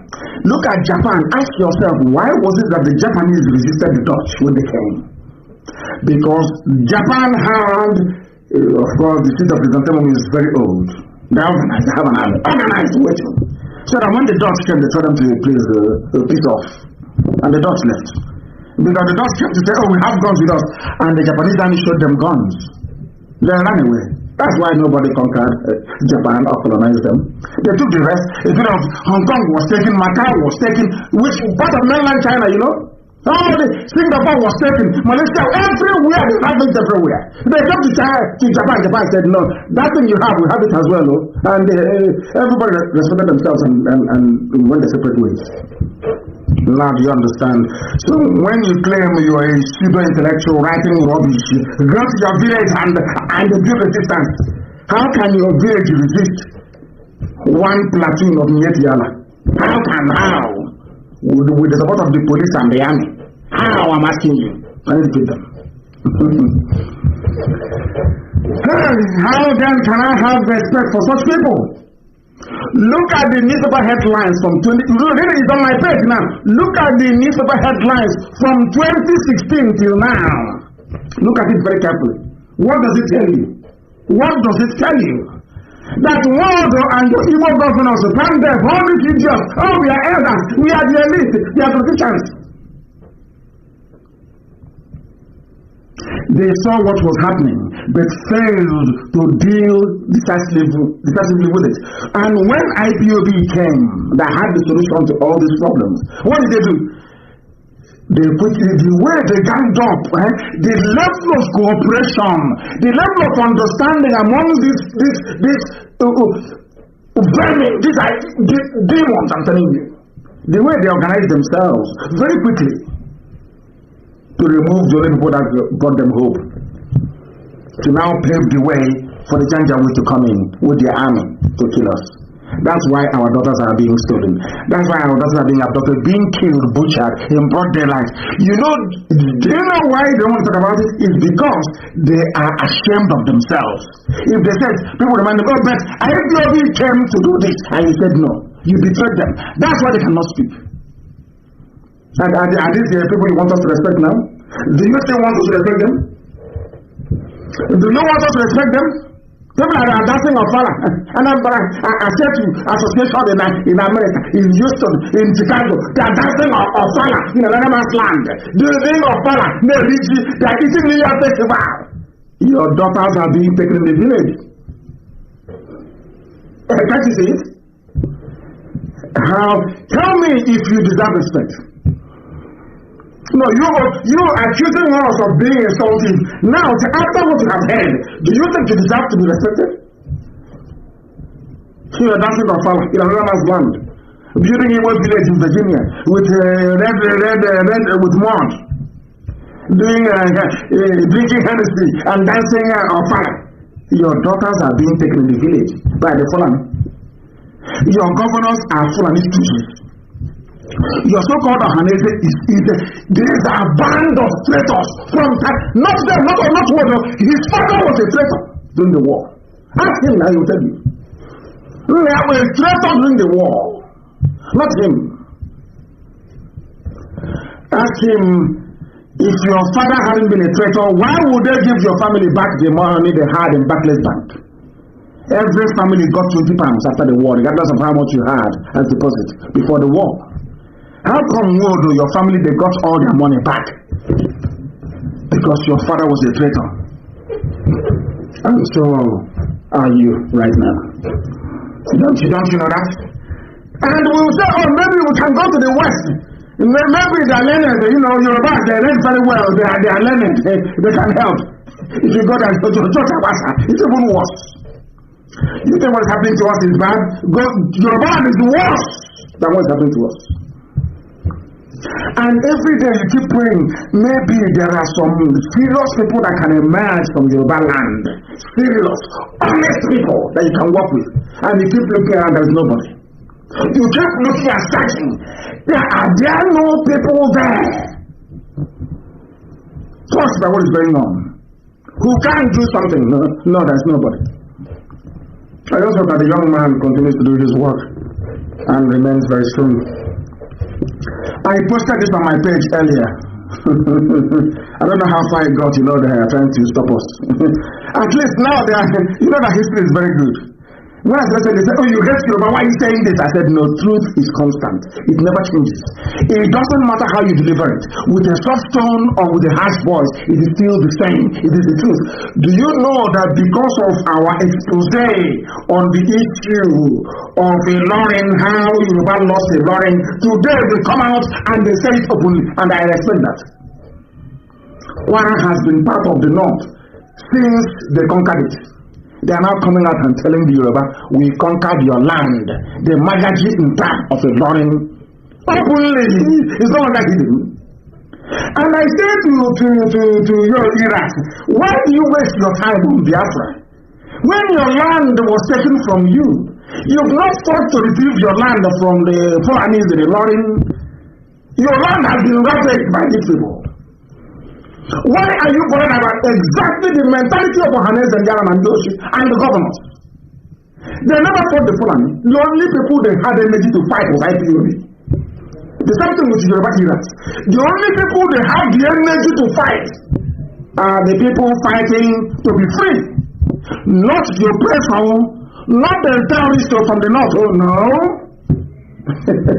Did you see why I said that black people are foolish? This is how their brain works. Can you see it? Now, instead of Yoruba to come and say to Biafrans, no, not Yoruba, I'm sorry, Oduduwa, come and say to Biafrans, let's join and resist these people from the north. They won't do it. Instead, the Muslims among them will be antagonizing Biafrans. That is the brain of a black man, and that is what I attack all the time. That stupidity, that's part of the brain of a black man that is filled with ignorance, filled with envy, filled with jealousy. That is what I attack all the time. And we are destroying it. That is why they can now publish it, that Yoruba land was conquered. Is there now? It's in the open. How can you be, instead of you to fight to take back your land, you're busy fighting those who are looking for what you ought to be looking for as well. What you should be looking for is what we are fighting for. But you cannot fight the oppressor. It's the Biafrans that you're fighting. You're fighting IPOB. Writing rubbish. As always. Instead of people to work together to say, let us stop our oppressor. You are busy making their job a lot more easier. Why wouldn't they come into our land and take it? All your governors are in their pockets. Ohanese, they created Ohanese. Who will defend you? Who am asking you? If not IPOB. Who can do it? Who can go? If I give the order today to march, he will march. Who else can do it? Nobody. He's to come to this one. It's uncapped language. He is not ever. He is not rubbish. Pure nonsense. And there are mad lunatics everywhere. It will get to their doors until they get, as somebody wrote, until they get to their doors, they will never ever lift a finger. For now, they keep acting blind. They don't know what is happening. They keep pretending as if they are dumb. They are foolish. Of course, Facebook is helping them, attacking my page, making my voice to crack. But in other places, so it's very clear that on my page, my voice is cracking. We know all their tricks. You know, if you're not strong in this thing, in this effort we're making to free ourselves, you won't understand. You become demoralized very easily. Maybe when you write something, you're used to getting 10,000 reactions. All of a sudden, it is now only 100.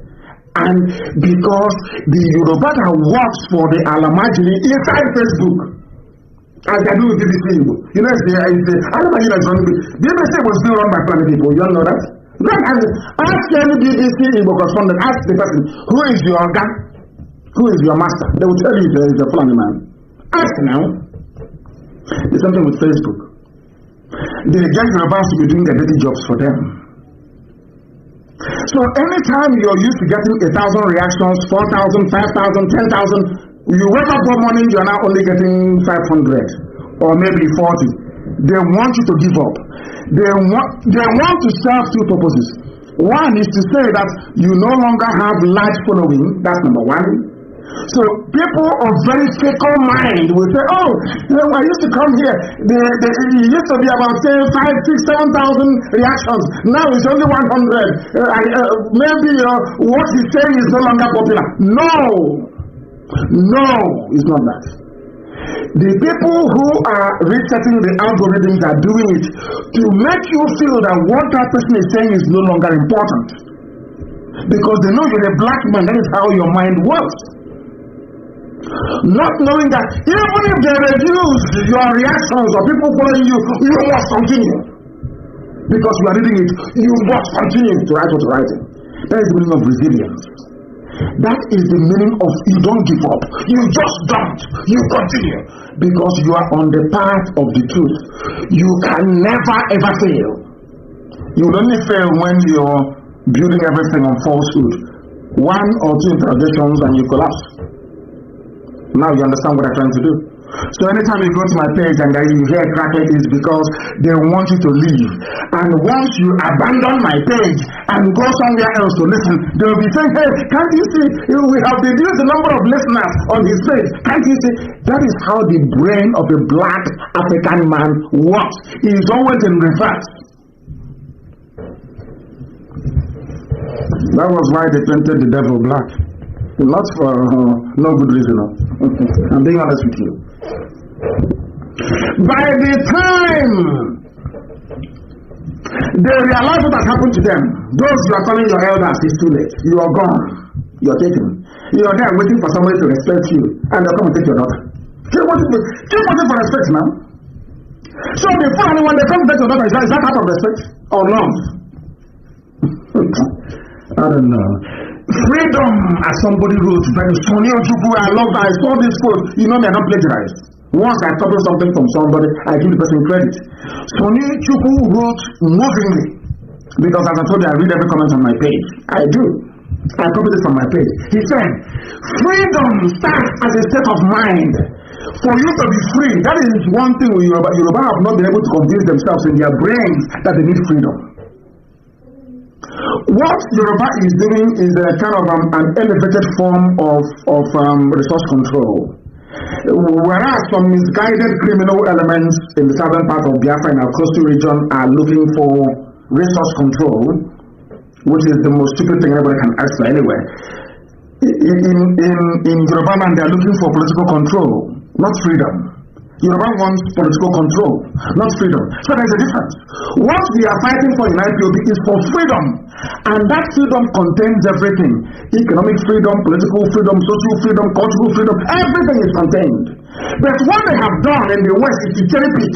All they want is political freedom. Because as I've said many times, the only thing that matters to another Yoruba man is how can I be on top of an Igbo man. That is his highest achievement in life. Not how can I be on top of a Fulani man. No, never, never, ever. Once he can connive with a Fulani man to put an Igbo man down, his life is made. And I'm telling them tonight, you must change that way of thinking. I don't hate anybody.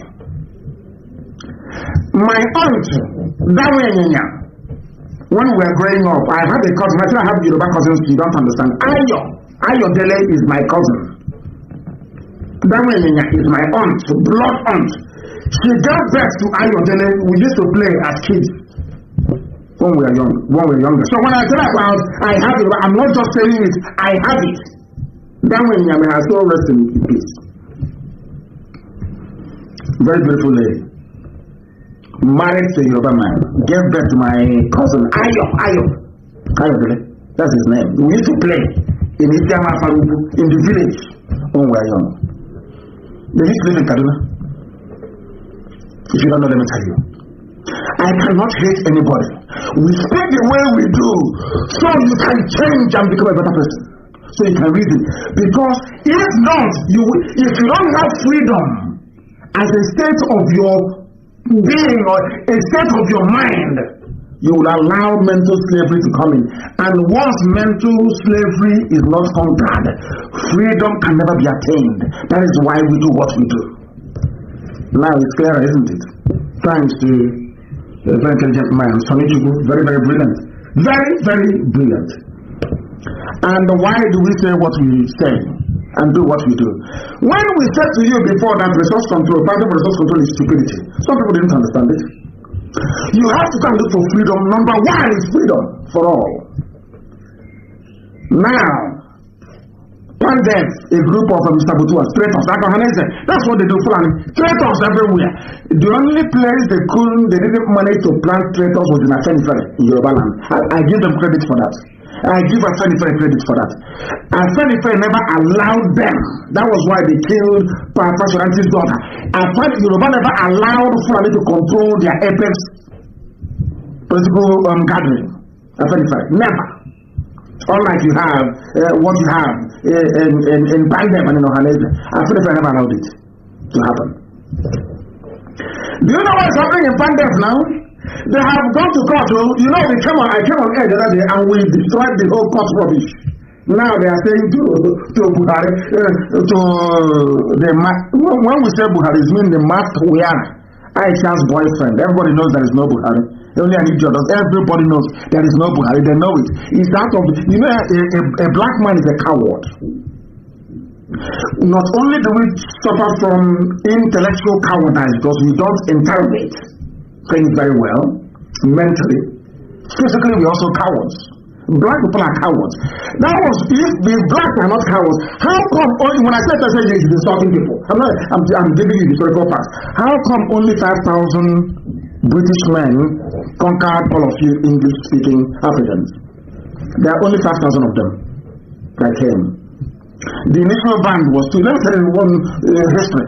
The initial band was only 200 men. Lugard was recalled from Hong Kong to come and lead this expedition to stop the eastward expansion of French colony. France had taken Dahomey. So the brief that the colonial office gave to Lugard was to stop the advancement of the French. And where the French stopped was in Dahomey, in Badagry more or less.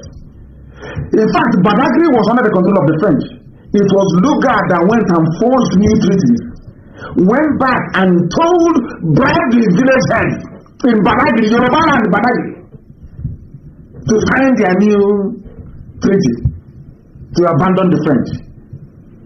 So that when they now went for the partitioning of 1887 in Berlin, Britain now brought out their papers from Badagry to say the Badagry chiefs, they signed with us, is our territory. That's how the partitioning came about. So you don't know. A few Europeans came to Africa and conquered all of you, enslaved you, put you in chains, and took you to the Americas, to the Caribbean, to all over the world as animals, as farm animals. And you want me to respect you? You must be dreaming. You must be dreaming. Pandem is now, after destroying their whole rubbish about court case, you know what they're now doing? We will embarrass you before the national community. Pandem tells Buhari. These are the people that said that Igbo man is their problem during the war. These are the people that sold out. It was Edwin Clark who was a traitor, an ex-traitor, that fought Biafra. Shamefully now, shamefully. He's now, I will embarrass you before the national community. What do you think I people have been doing all this while? You want to embarrass them? This is how traitors speak. After a while, Jesus. That's the thing. It's not mine. It's an addict. You know, when I don't want to go into too much details, but let's leave it there. Oh, Jesus. I was there anti-Jesus. I was there anti-Jesus. You should have go quoting the Bible anyhow. The same is not happening to this man. Edwin Clark was a traitor, an arch-traitor, like Woodrow. The arch-punk one traitor during the war, as traitor was. Look at them today. They are not begging. They never learn.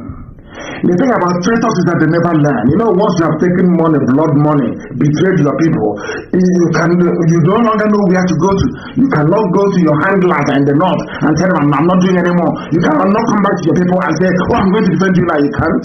You are compromised. That is the meaning of the word compromise. You have been compromised. Pandem will embarrass you before the national committee. They are not begging. They are not the cost is zero. Adjournment after adjournment. Now they have come to their senses. All they need to do is one thing, to say, we are all one people. IPOB is everywhere. We are restructuring our DOS. By the time we are now the new DOS, all of them will, do I look like somebody who is not consulting people? You know, sometimes somebody just say, oh, but you can't do it alone.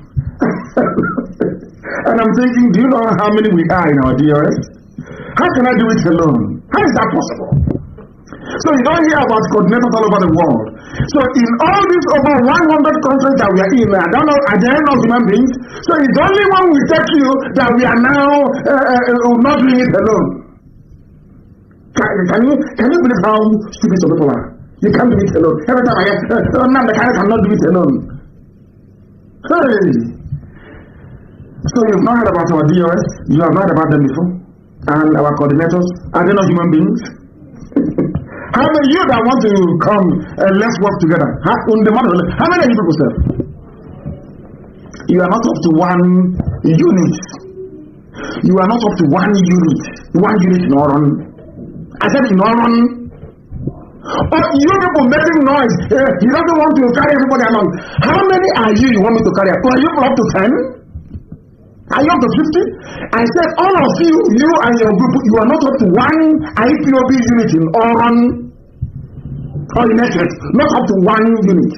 I didn't say it's not, I said one unit.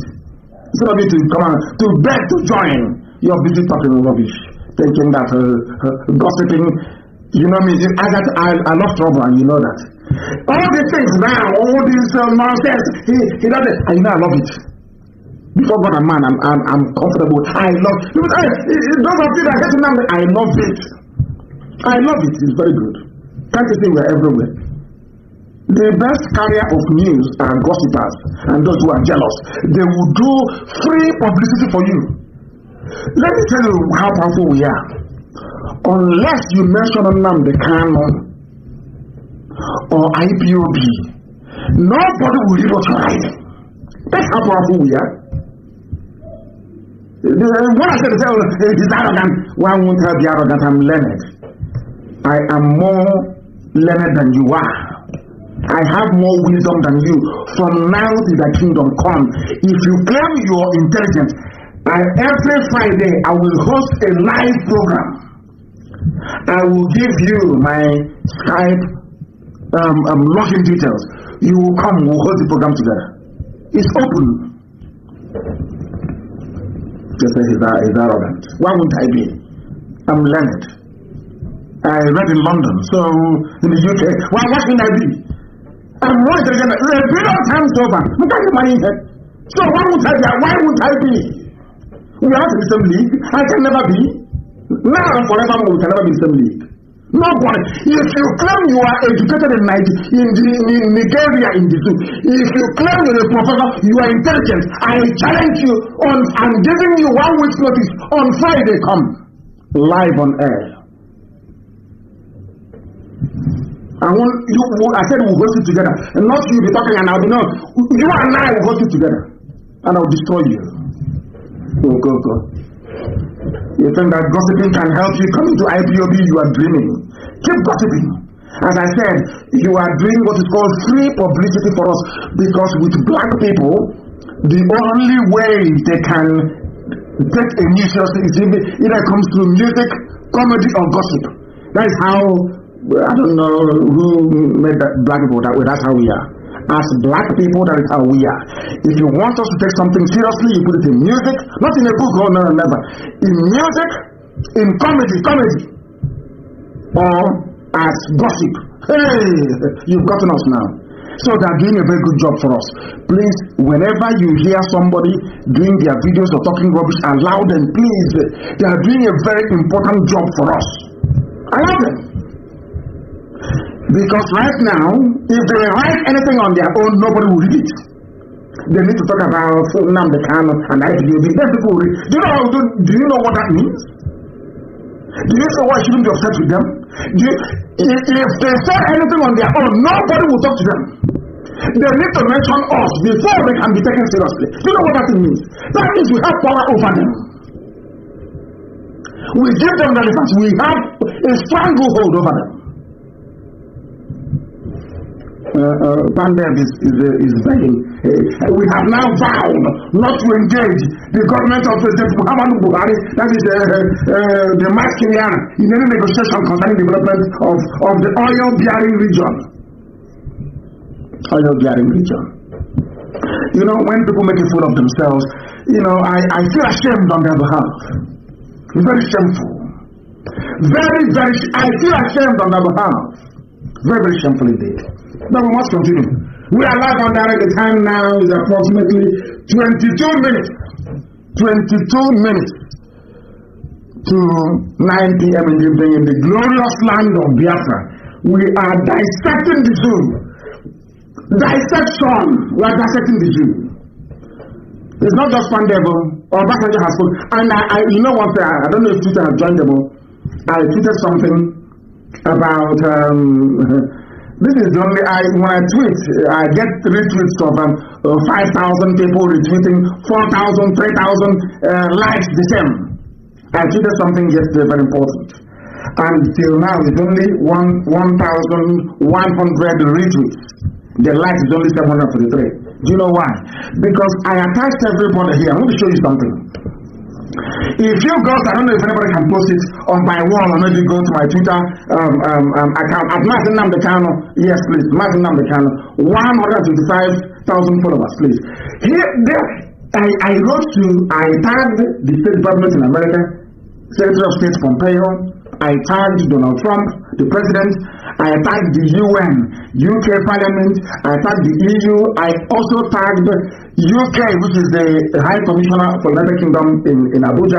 I tagged number 10 Downing Street. I even tagged Boris Johnson himself. I tagged African Union. I tagged John Campbell, the former US ambassador to the EU. Do you know what I said to them? That an ex-president has spoken. And what did he say? That no Nigerian state is safe anymore. Nowhere is secure again. This is from a former president. So all those saying it is former header class, Obasanjo is now saying it is not. That the Fulanis are here to kill and to take over people's land. Obasanjo said it. And I asked all these people that I mentioned now, I said to them that an ex-president has now spoken. What are you waiting for? Or are you waiting for the bloodbath to start before you take action? And they did it. Nobody could see it. Even Twitter, they suppressed it. Can you see?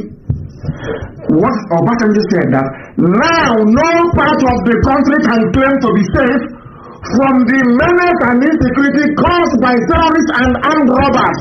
Who are the terrorists in Nigeria? Fulani. Who are the armed robbers going about with AK-47 or Fulani? When I say, they say it's hate. That thing people are afraid of saying, that's what we say in IPOB. That's why God loves us. Formidable to the core. But just saying, I now told the whole world, this no longer from Nnamdi Kanu, not from IPOB, not from Biafra agitators, no. This is from somebody who fought Biafra, from somebody whose race have dedicated themselves to the hatred of Biafran people. They hate us, not pure natural hatred. Let's not kid ourselves. Until they change, I'll keep saying what I'm saying. Until Yoruba come out to change, I'll keep saying it. The Yoruba man's priority in life is how to put an Igbo man down. Then after that, another thing can come. Yes, he's burning his bridge. Why would I, if the bridge is not strong, why would I blow it up? I don't believe in friendship. I don't go to the vulture. I have no friend, I have no enemy. If you love Biafra, I will love you. If you hate Biafra, I will despise where you stepped on. I will despise you. I'm not letting stupid friend. What useless friendship? What stupid friendship is that I'm looking for? I'm asking you. What friendship do I want from you? Friendship based on lies and deception. I don't want it. Yoruba must come clean. Through the front door, they must come clean. To say from today, all our stupid anti-Biafra, anti-Igbo rhetoric has to stop. Because we are not your enemies. The Fulani is that they took your land from you. Ilorin was not taken by Igbo people. Ilorin is not a Biafran territory. Those that took Ilorin are those from the north. They are your real enemies. When I say you're from Israel, you cannot understand. You're not fighting your real enemies. You're fighting those who are fighting for what you should be fighting for. And I believe that's very clear now, isn't it? That is why they don't like us. Because we speak the truth. You may not like it, but what I preach is the truth. The gospel truth. I don't care what Facebook does or what Twitter does, we must continue. Are you going to stop me from broadcasting on Radio Biafra app? Nobody can do that. Nobody can. Are you going to stop me listeners on tuning? No. Can you stop those on Simple Radio? No. Can you stop those on Guardian Radio? No. Can you stop those on Sweet Radio? No. You cannot. You can't. Can you stop our satellite? You cannot stop it. Can you stop Biafra television? No, you cannot stop it. So why are you wasting your time? Thinking maybe if I suppress his broadcast, if I suppress his post, if I look at how they're shutting our accounts down. Biafrans, somebody will insult Biafra. As soon as we insult the person by the close our own account, that person's account will still be open. And you're telling me it's not the that is doing this. Who else is doing? Who else is in Facebook? Are you telling me that white Americans are in Facebook in Lagos? Facebook office in Lagos? Is that what you're telling me? Are you telling me, is that what you're trying to tell me? That Facebook, they now have whites in Facebook office in Lagos. Is that what you're telling me? That you're about people now? Their job in life, I don't know if Satan programs some of them. Satan is working with them. Your job is, forget the person who is oppressing you from the north, that took a lot from you. You must hate an Igbo man, you must hate him, you must hate Biafra. As if they think it as they creed every morning. When they want to, I must hate Biafra. I must hate Biafra. That is insanity, madness. I'm here, we cure you. They're asking me to respect them. Asking me, how can I respect people who continue to display the worst form of idiocy and cowardice? How? All of you were there with all your professors, with all your think tanks, with all your elite. You know where you use those useless words, elite, intelligentsia.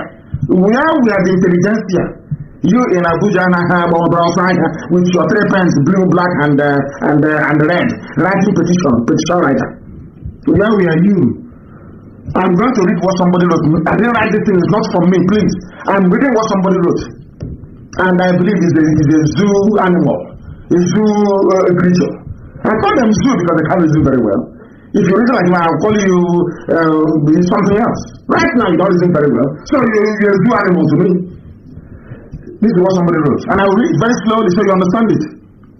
The country witnessed a new law today, that was a few days ago, when Mr. President, because they don't know who is who, so it's better you call presidency or Mr. President. You don't know which of Aisha's boyfriend is going to take over. The country witnessed a new law today when Mr. President, for the first time since 1999, used the Federal Executive Council chamber for APC National Working Committee meeting. Since President Obasanjo, through President Yar'Adua and President Jonathan, no meeting of PDP National Working Committee ever took place in the Federal Executive Council chamber. The government is not an arm of a political party. Once a government is in place, it is for all Nigerians, of course, all Niger people, and its organs or properties must not be used for partisan purposes. That is the cardinal rule of governance anywhere in the world. And I'm asking you, you want me to respect you, to regard you, you are an elder, you are an infant, you are intellectual, you are elite. Where were you when a sitting government converted the Federal Executive Council chamber into a party political office for the swearing in of a party chairman? Since when, I'm asking you? You're an intellectual. Where is your intellectuality? You're an elder. Where are you eldering? Where were you as this abomination was taking place in Abuja? Where were you? That the chief law officer of the zoo is so damaged, so brain damaged, Malami, so brain damaged, that he went to go and swear in a party chairman, and you claim you are an intellectual in this zoo. I'm a Nigerian professor, I'm intellectual. Shameful. You want me to respect you? I think you're drunk. Anything you like a human being, I'll respect you. Every day. The same way I was telling Chinedu, here on Radio Biafra, this year, I said it many times over. Chinedu, they will disgrace you. You know, I don't believe in, I saw a vision, and it's like Chinedu's face, but the hand is just like that of Orotimi. I'm not too sure. And the person was kicked out of APC. I'm not sure. No. That is not how I prophesy. I tell you what is going to happen.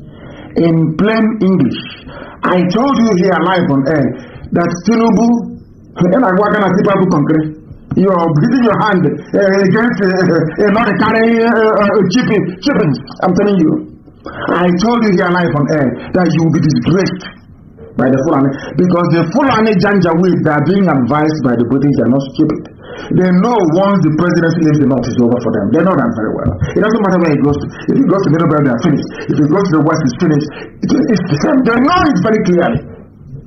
So they have to hold on to it. I told Chinedu here, they will, I said it live, go to Osomole, and they will disgrace you. If you serve them, you will come back in shame. That's what I told you. Has that happened? Now they are writing, APC leader, Bola Tinubu's presidential ambition crumbles. Did I not tell you before? You know, but they don't listen. They think that, you know, I've told you before that being clever is not something as being intelligent or wise. Clever involves a little bit of cunning. You didn't cunning, thinking you are smarting people. No, you are not intelligent. There's only how far that your anti-Biafra, anti-Igbo sentiment can carry you. Fulanis are not foolish. They don't work with traitors. They eliminate them. And now, Chinedu being a traitor to his people, they have, of course, eliminated him. It's gone. It's gone. As I told him, he will be gone. Of course, it's gone. Look at all the bullion van. Let him pray, they don't probe him. They might probe him as well. The Janjaweed are on the march. Not just in the zoo, but across West Africa. They are on the march. The Janjaweed, the Fulani Caliphate, they are on the march. It was the first. This thing we are suffering today, the death of that lady, our sister, Inuli, the one they cut into pieces. Everywhere that the Fulanis have sacked, every village they have burnt down, I blame the Hausas for it. The Hausa allowed them to come in. The Hausa people helped them to overthrow their own kings. The same way that they used, the same thing Hannes and the governors did. Because the Janjaweed knew that IPOB Nnamdi Kanu was a problem. They knew it. from the word go. They sent their enemies to Enugu. They sent people to Enugu to be telling them, oh, you remember the conference in Enugu? Somebody should please look for it. Yeah, they had a banner. They called a poem, everybody, north and east, only one brother, one cattle, one cow, one goat in Enugu. Because they knew IPOB was formidable. When that failed, I was arrested. And of course, IPOB and the grace of Elohim, I came out. They went to me, they went to the governors. Hey, when you be vital, don't be there and allow Kanu to spot things for you. That one said, okay. They went to Abakaliki. Hey, engineer, you're there. And this boy, I'm over 50 years old, mind you, but they're calling me a boy. All the same, let's leave it at that. This boy is trying to win your chances of being the vice president. That was enough over my dead body. Will IPOB succeed? They promised Obiano, they promised everybody VP. Now everybody started hunting IPOB down. If Obiano kills 100 IPOB family members, he also want to kill 200. Now, the foreigners were there in the north, saying to them, how many did you kill? He will say, oh, I killed 150. Okay, I will say, oh, I killed 600. Can't you see I'm doing well? They say, okay, they now speak to mine. I said to mine, you're there, you're keeping quiet, okay, I have killed 600, if I have killed 200, and you've not killed any, what are you doing? And these are the people you want me to respect. They are in a competition. Let's see who will kill more IPOB family, who will arrest more, who will detain them more. That person will be the VP, Vice President of the Federal Republic of Nigeria. These are the people you want me to respect, that will kill their own flesh and blood, their own children, but yet protect and have people who are killing and abducting their daughters serve in their government. I will ask you again, are these people worthy of our respect? Say yes, and I will start respecting them. Now you understand. The foreigners are everywhere. Do you know that they are in Burkina Faso? There's something they're doing, they're killing people in Burkina Faso. The only thing that saved West Africa was the election of Trump. Had Clinton got in. As they are killing us, BBC is floating Big Brother or playing one musical comedy to distract you, to take your mind away from the real issues. You should go and pray for Trump to win, or else, you don't know what a man is fighting. You don't know. I'm not against the Democrats. I'm a multi-party I believe in democracy. I believe in it. I have nothing against Democrats in America, even though I don't, because some of them are very good men. But when it comes to the presidency and the preservation of the sanity of humanity, Trump should be there for the next 4 years. Forget his antics, forget his madness. It's the same thing that they're saying to me. Forget his tweets and his write-ups. He has your interest at heart. If people are being honest. If people are being honest. If they are being honest. Now restructure, or you risk everything collapsing in the zoo. And I want to ask Obasanjo that fought listen very carefully please. Obasanjo fought Biafra during the war. And people always get the issue of Biafra wrong. They always misunderstand our leader. Internal leader. Leader for life. Leader for life. Biafra, immortal. Will immortalize him. You know, when you read your history textbooks, they'll tell you Ojukwu seceded, Ojukwu broke away. That's what they tell you. And you know, the British, they know I'm very smart, I'm very intelligent, they know that very well. I'm not promoting myself, but they know I am. I asked them a very simple question. I said to them, all of them are saying, oh, IPOB, can you drop your agitation and accept what Nigeria, and then you can restructure? And I asked them, the British government, what did Ojukwu negotiate with Gowon in Aburi? Was that on structuring or restructuring? They said it's restructuring. Then why did you advise Gowon not to go with it? And the discussion ended. You see, this is why they hate us. You know, they hate people. Oh my goodness. Maybe that's where the Yorubas inherited it from.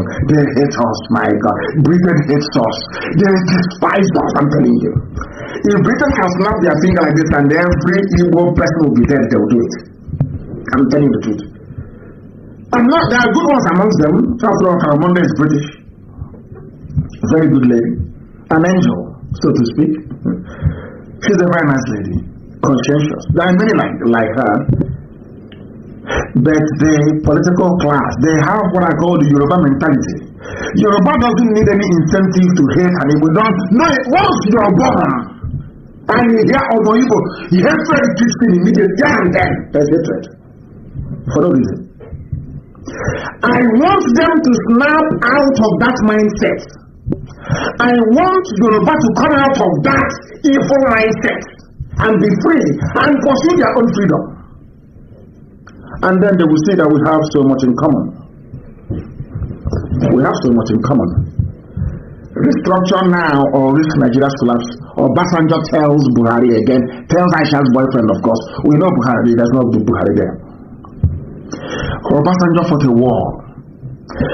Ojukwu went and negotiated with Gowon a settlement, a restructuring in Aburi.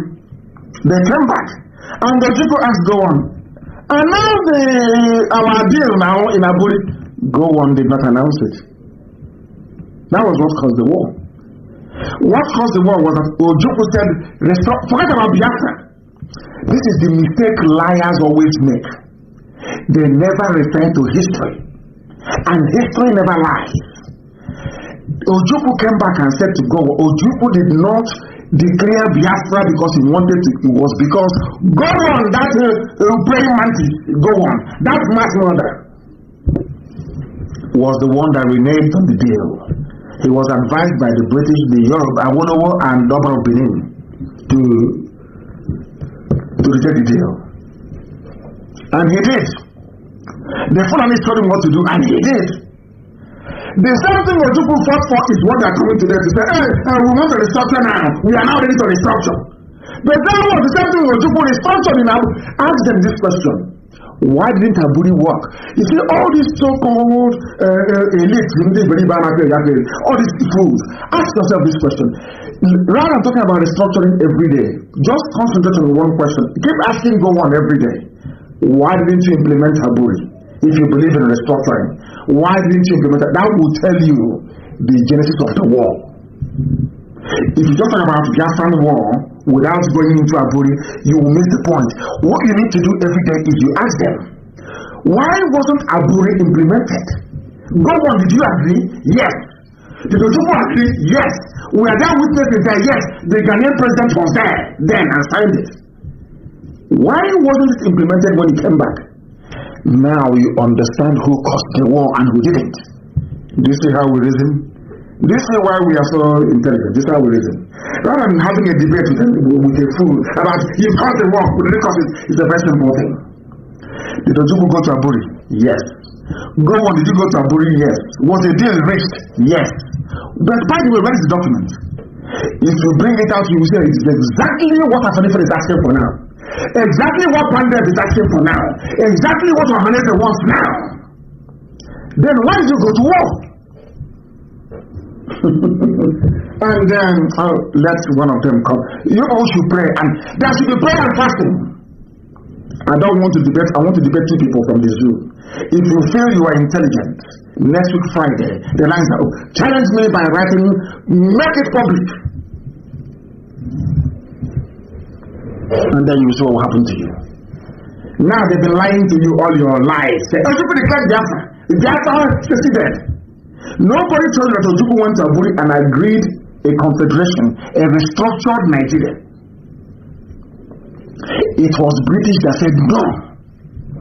Because Britain doesn't want anything that will make it. No. Once they no, Britain, no, never. For you to any measure, if I'm not even surprised. Obasanjo is saying, Obasanjo, did you not close Iguata's report? Obasanjo, who stopped stockfish from coming into Aba? Obasanjo, who stopped Okereka from coming into Aba? Obasanjo, who stopped our Yoruba people from selling textiles in Aba? Listen, Obasanjo, Yoruba man. You people are afraid of the truth. That is why your lives never improve. I will tell you the truth. I don't get Obasanjo now, but he's calling for restructuring when he was the one of the people that put the zoo in the messaging. If you don't know, let me tell you. We are live and direct. The time now is precisely a minute past 9 p.m. in Biafra land, and we shall be bringing the program to a close very, very shortly. And there are so many things I want to talk about, but I couldn't possibly continue. I just want to leave you with the things that I've talked to you about today. The deaths are everywhere. Please can you publish them? These are the pictures of dead people. Almost how people shot them. There's a tweet. A few days ago, Federal Sound of Fulani killed 7 of the fellow policemen in Biafra State. And the Inspector General of Police of the zoo never uttered a word. Not one single word was said about that. Not one single word. So many things to say, so many things to cover. But we shall continue to do that on Wednesday. And I want to thank each and every one of you that listen to us this evening. I'm sure the whole nonsensical debate about insult or insult, you cannot understand why we do things the way we do them. And I will endeavor to bring this very lady along with me on Wednesday for the program. We couldn't connect her this evening. The lady that her daughter was taken and left with her grandchild, a 22-year-old girl, was taken by Fulani people. The reason why they took her is because we are in a place called One Nigeria, a Niger territory, a zoo. If Biafra were to be on its own, this family will have their daughter, and those children will have their mother with them. That is why we look for Biafra. That is why we do what we do. That is why we don't compromise. That is why we don't give an inch. That is why we know that every saboteur will fall. Every traitor will fall.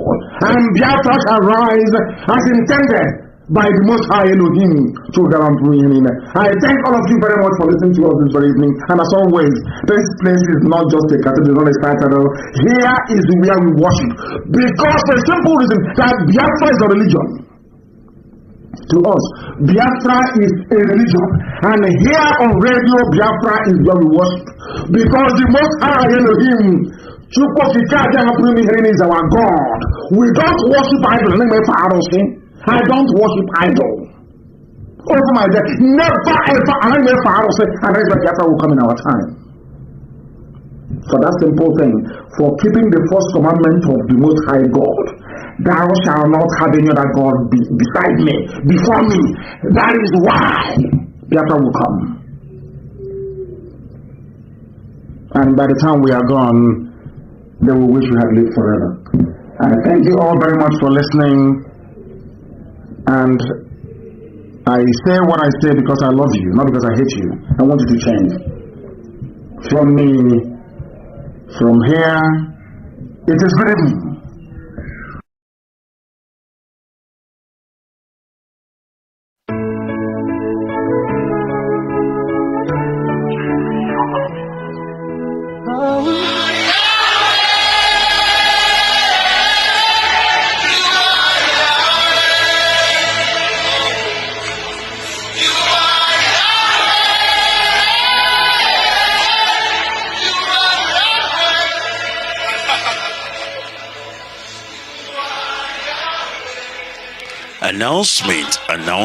Announcement.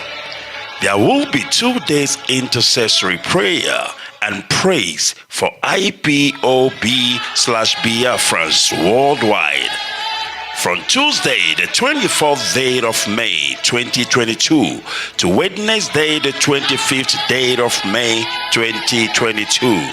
Term, this mountain holding the freedom of Mazi Nnamdi Kanu and Biafra nation must be removed, says Chukwoki Kabiama. The book of Zechariah, chapter 4:7a, the book of Mark 11:23. fasting is optional. Details of this fasting could be found in all IPOB/Biafra platforms. Biafrans, let us pray. The Bible said, if the people that are called by my name shall humble themselves and seek my face, I am the Lord. I will answer from heaven above and I will heal your land. This message was prepared by Evangelist Ozako Agnes Nwokike, Pastor Frederick Nwohia, Pastor Chris Wise, Reverend Owen Ebubechukwu, and signed by Mazi Oscar Okeke, head of IPOB Religious Affairs Committee. Elohim has risen and Biafra must be free. Praise the Lord! Children of God, it is time to sing praises unto the Lord our God, for He alone is worthy of our praise. So clap your hands together wherever you are as we sing His praise. Amen. Amen. Father. Announcement. There will be 7 days fasting and prayer for IPOB/Biafrans worldwide. From Wednesday, the 11th day of May, to Tuesday, the 17th day of May 2022. Theme: enemy cannot decide the fate of God's children. The book of Isaiah, chapter 14, verse 24. These prayer points and all the categories are all available in all IPOB platforms. So get there and choose the category that is perfect for you. Let us pray. Who we trust will grant us our heart desires, which is total freedom of Mazi Nnamdi Kanu and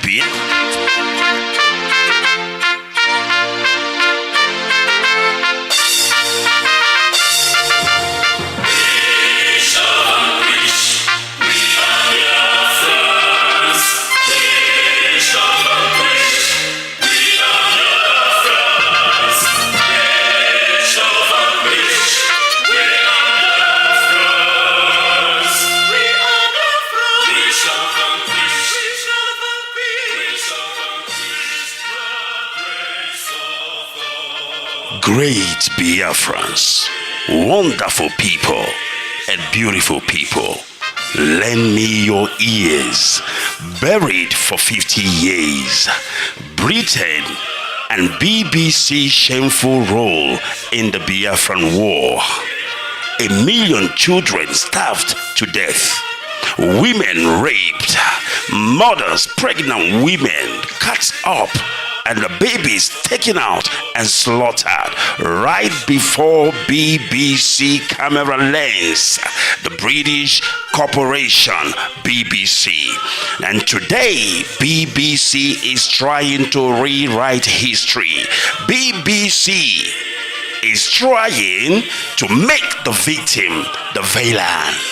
And therefore, we Biafran, under the leadership of our Supreme Commander, Mazi Nnamdi Kanu, we are taking the war to the British corporation doorstep. Biafra worldwide phone call and Twitter campaign against British Broadcasting Corporation, BBC. Starting date, the 19th day of May to the 3rd of June, 2022. Now listen, be polite and use the following prompt when you call the British Broadcasting Corporation. Hello, my name is, you give them your name. I am calling to ask about BBC policy of propaganda against the victims of genocide. Listen and pay close attention. Number one, why is BBC always twisting facts and covering up genocide by Fulanis in Nigeria? Number two, when will BBC make a documentary about the current Fulani genocidal killing in Nigeria? Number three, why is BBC shamelessly investigating the victims and not the perpetrators? Number 4, why is BBC broadcasting a fake documentary to intimidate the victims of genocide? And number 5, BBC and UK government, stop your shameless policy of plundering and slaughtering Biafrans. Stop the killings. Stop lying about us and leave us alone. Now, listen, very important. The time to call the British Broadcasting Corporation will be from 9 a.m. in the morning to 5 p.m. Biafra time. Now, these are the numbers to call. Pay close attention. BBC switchboard is +44 208 743 8000. I repeat, BBC switchboard +44 20874 38,000.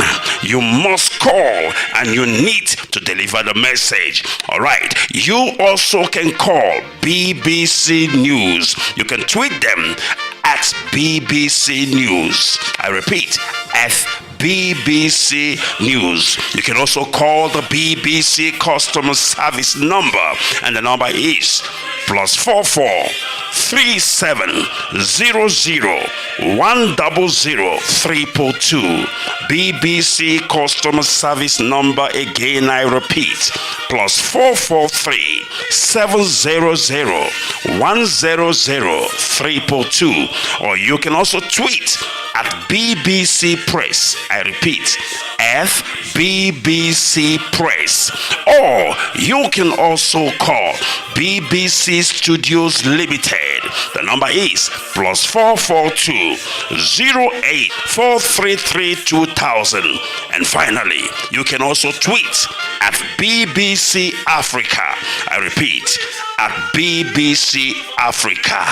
Biafrans, we shall vanquish. By the grace and mercies of Elohim, we shall vanquish. BBC, stop the intimidation. BBC, apologize to the real victim of genocide, the Biafran people. We shall vanquish.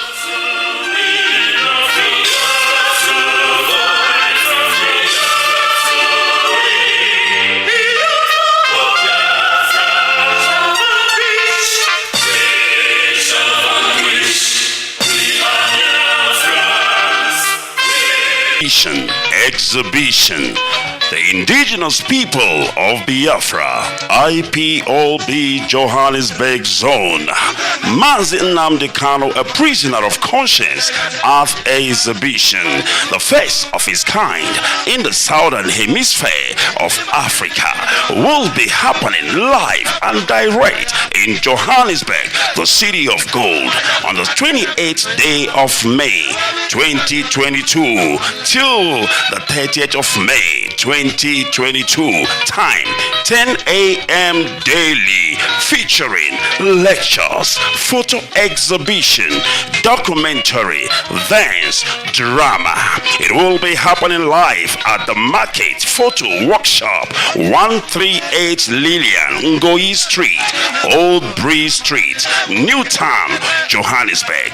Mazi Nnamdi Kanu, a prisoner of conscience, at exhibition, the first of its kind in the southern hemisphere of Africa. To RSVP, please contact the following numbers: +27 73 809 0689, +27 73 810 8877, +27 73 587 0745. Mazi Nnamdi Kanu, a prisoner of conscience, at exhibition. My goodness me, it is the first of its kind in the southern hemisphere of Africa. Do not be left behind. IPOB Johannesburg, one family.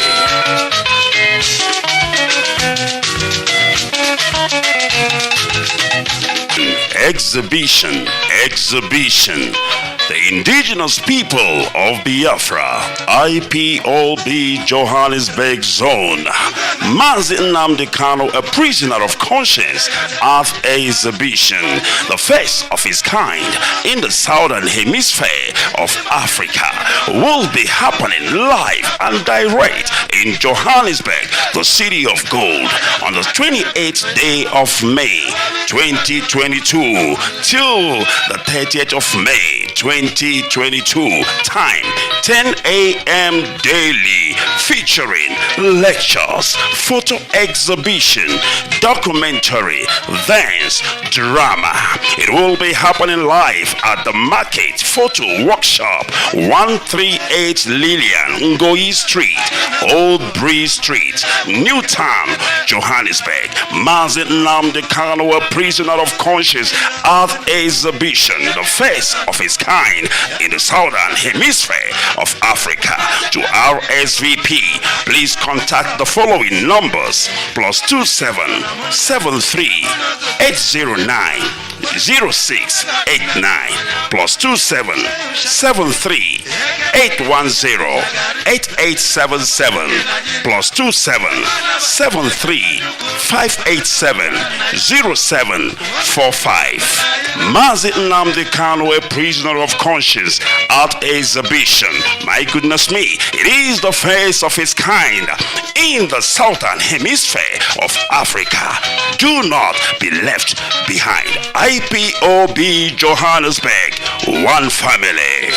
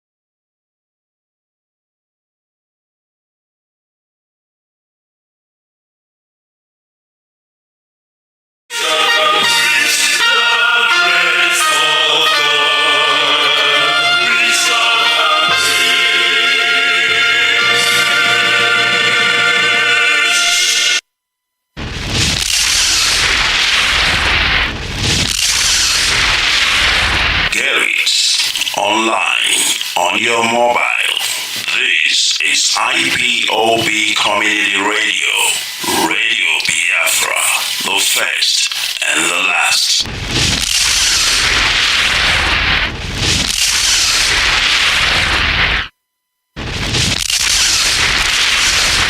This is modern. This is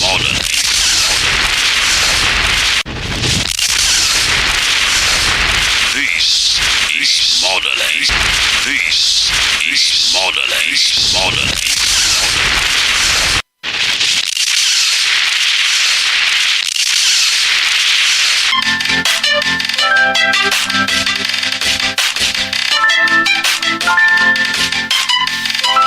This is constructive argument on Radio Biafra with Mazi Onoha.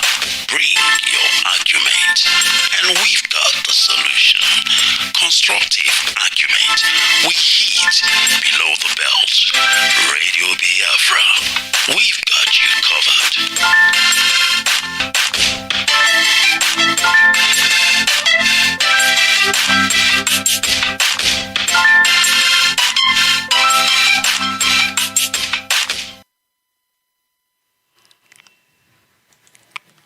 Good evening, great Biafrans, wonderful people and beautiful people.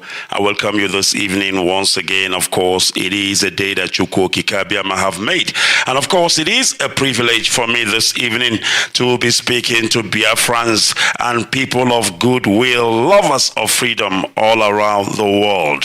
Indeed, so today is the day Chukwu Kikabiama have made, and it is the 20th day of May 2022, the year of our Lord. And of course, the time standing here in Johannesburg, 10 minutes to 7 p.m. in the evening. And of course, if you are listening to me from Biafra land, it should be the same minutes past the top of the hour. It should be around about 10 minutes to 6 p.m.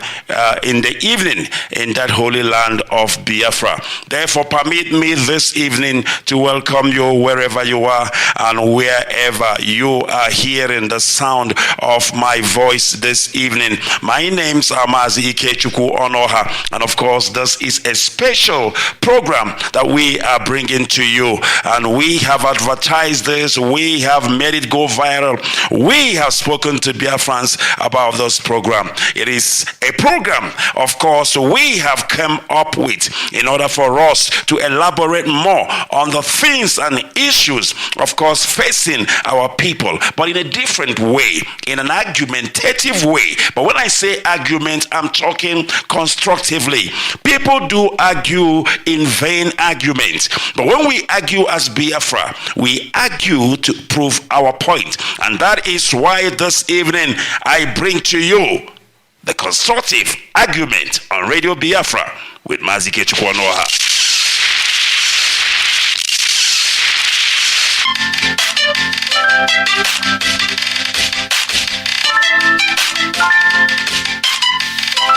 This is constructive argument on Radio Biafra with Mazi Onoha. Bring your argument, and we've got the solution. Constructive argument. We hit below the belt. Radio Biafra. We've got you covered.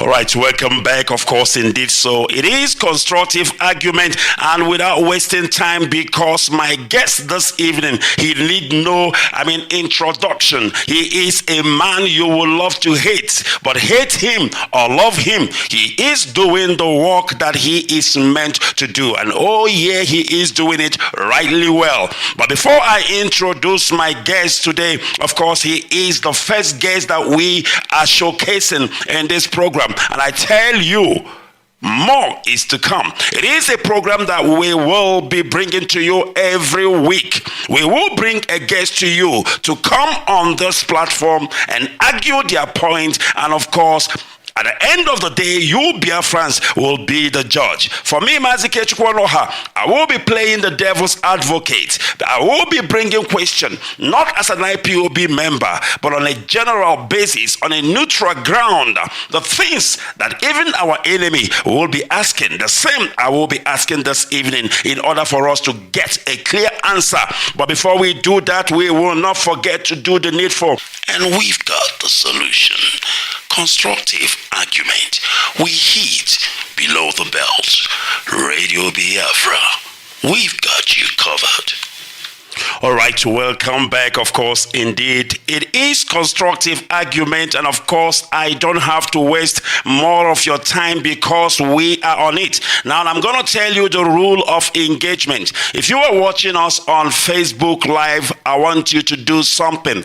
As we are talking, as we are arguing our point, and you feel that there is something you would like me to put through to our guest this evening, I want you to go to Mike Biafra OB on Facebook. It is on Messenger, Mike Biafra OB. For those of you who are watching live on Facebook, you will post your questions there if you have any. Unfortunately, this night I am not going to open the line yet, but in the weeks coming we will do that. But you can send me your question and we will deal with your question. Mike Biafra OB on Facebook, or rather Messenger. It is where you can send those questions. Right now, I want you also to begin to share this to everybody. Come and hear that we IPOB know exactly what we are doing and where we are going. Without wasting any of your time, my guest this evening, as I told you, he need no introduction. He is nobody else than Mazi Onoha. My goodness me.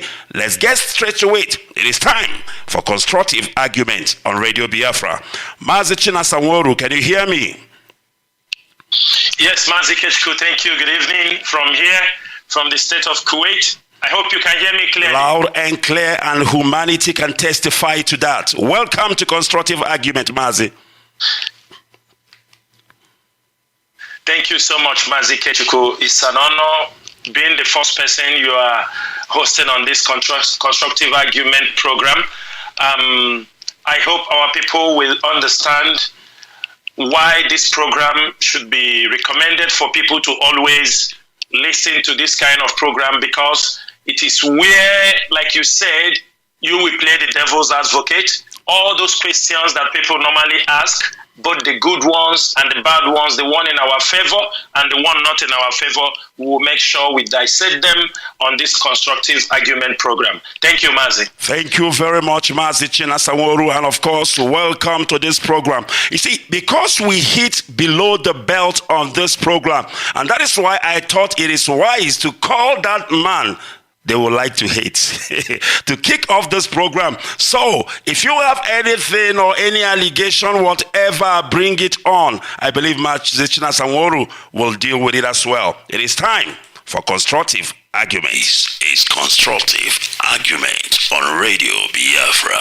with Mazi Ikechukwu Onoha. Bring your argument, and we've got the solution. Constructive Argument. We hit below the belt. Radio Biafra. We've got you covered. All right, absolutely. Mazi, let's get straight to it. Now, my first question to you, Mazi Chinasa, is this. A lot of noise has been made about the banning of Fulani cows in Biafra land. So many adverts, so many jingles. And of course, the D-Day has come and gone. I want to ask you, Mazi Chinasa, has the Fulani cows been banned? If that is correct, what have you been doing to do the implementation to ensure that Fulani cows are not roaming the streets of Biafra land? Please get straight to it. Thank you, Mazi Kechuku. Like you said, Fulani cows are bound in Biafra land. This is a law enacted by the leadership of indigenous people of Biafra, and it is supported by the Biafran people. It is a law that we are not going to ban down today or tomorrow or next tomorrow until the mission why the Fulani cows are being bound are achieved. In this case, people might think it is an automatic issue. You know, something you come up, you just bound them, they go away. These are people who have already secured the market. The meat in the southeastern region, but both the south-south, the southwest, in fact, the whole southern part of Nigeria. So it is not something somebody will just think that in one day, all the cows from the Fulanis will disappear from Biafra land. It is a gradual process. But not only gradual, we are enforcing it. One thing that happened to show you there are effects. It is no more, the Fulani cows are no more being brought into Biafra land at their will. We know some of them now are smuggling the cows. Some of them are protecting the cows. Mazi, hold on. Mazi Chinasa, Mazi, hold on. Mazi, hold on. Mazi Chinasa, can you hear me? Hold on. But people are telling me that they are seeing troops of Fulani cows being brought across the river Niger. And you are telling me here that Fulani cows are not coming into Biafra land. Can you please explain this well? Because there are people who don't agree with this. Please go ahead. Mazi, that's what I'm telling you. Now the Fulanis are smuggling the cows, do you understand me, into Biafra land with securities, with the Nigerian military securing some of them to come inside Biafra land.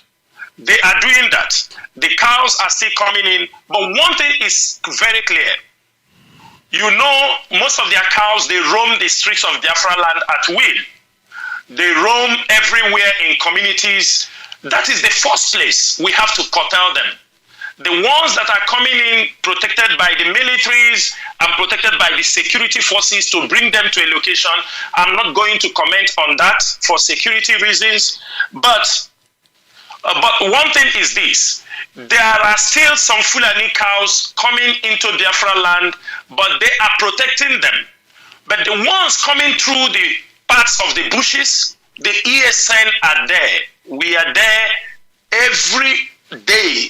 I mean, men are combing the bushes. You know, Biafra land is very big. It is not a desert area. It is something men are taking their time to comb from one place to another. And you know, there are people that move from one place to another. We do not have that resources. We do not have that equipment or, let me say, mobilities to cover the whole of Biafra land all of at a certain particular time. But the men are moving, combing the bushes, pushing the ones we are seeing. What they found out is this: they realize that ESN are in the bushes and they are making movement. You will find that they may come in here now. The moment the information gets to us, they move to another part. So it is something that we are making sure. It, like I said at the beginning, it's not something overnight you stop them, but we have already started curtailing them. And we are not taking any excuses in curtailing them. We don't care, because it is something that we protect the land. It is something to put our people in a safer environment. Now, I will tell you something, what we intend to achieve with the banning of the Fulani cows. Mazi, you can agree with me that after the Civil War, the Nigerian government, you know, our people are not thinking, the Nigerian government banned stockfish.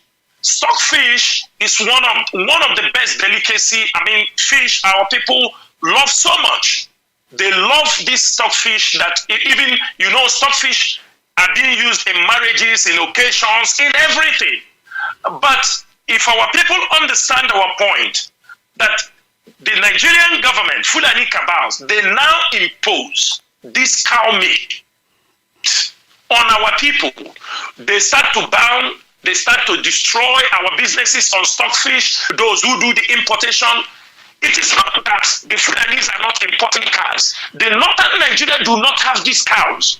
They are importing these cows from Niger Republic, from Sudan, from Chad, from all these places. And you can bear with me, last time the government was talking about they are reducing the importation of cows from other countries.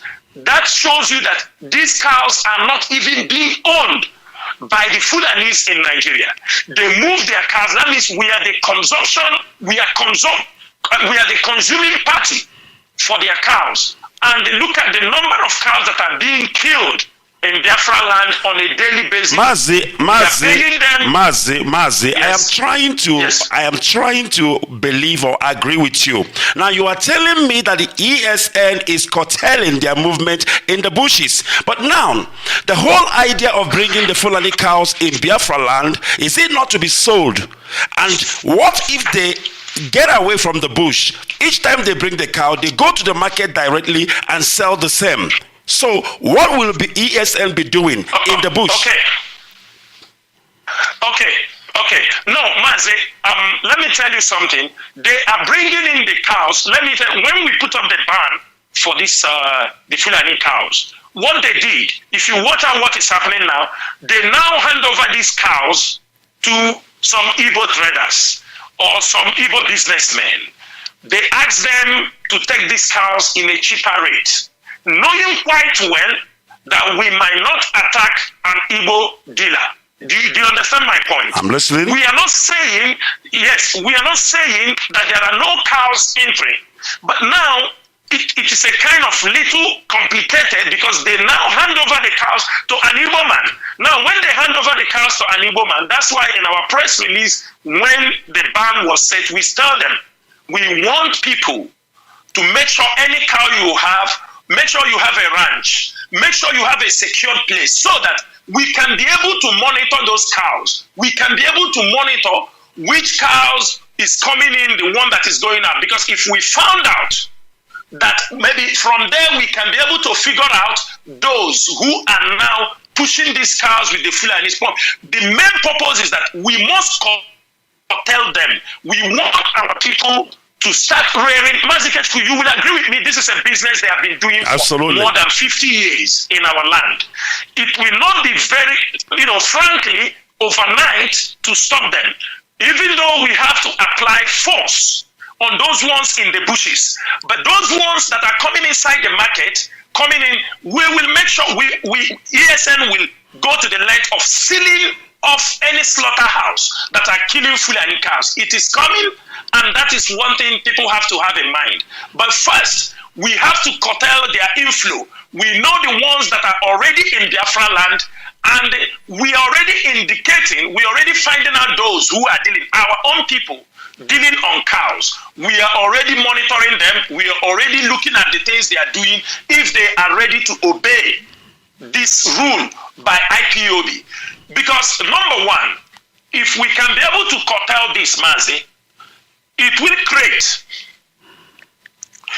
create also the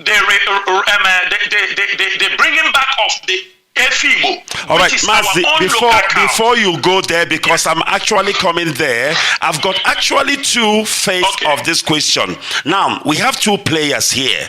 The two role players here are the Fulanis who are bringing the cow, and the second player are those who are patronizing them, those who are buying them. Let's shift away from the Fulanis that are bringing in the cow for now. What are you doing about our people who are buying cows? Our people who are buying them, I'm talking like about hundreds of cows. Some will say, I'm burying my mother or my father with 20 cows and what have you. It's our eyes on the ground to checkmate those. Please go ahead. Yes, Mazi, you know, a people that have, you know, been decayed, brainwashed for many years. That is why IPOB, this education, this program you bring up here is going to educate our people a lot over these cows. This is the problem we are having among our people. Let me tell you something. We live in let me call it, where people, there are laws, a civilized, so most of us live in a civilized world. And you know the way Nigerian handle things is not the way IPOB is hoping, or it's not the way IPOB want to handle these issues. If it is Nigeria will go out there, kill the people, arrest people, but we believe the awareness must continue. Number one, the people that are bearing, our people should understand that before you can kill a goat, if your father died, your grandfather died, uncles, in our tradition, it is a goat that you will use for the burial. Until our people now, you know, trying to show, you know, import some foreign ways of life, they now say it is cow. I know there are people who do kill horses. It is a sign of respect, those who do those things. But if you found out, our people have shifted completely from killing of goats for burial and moved to the, who pushed them?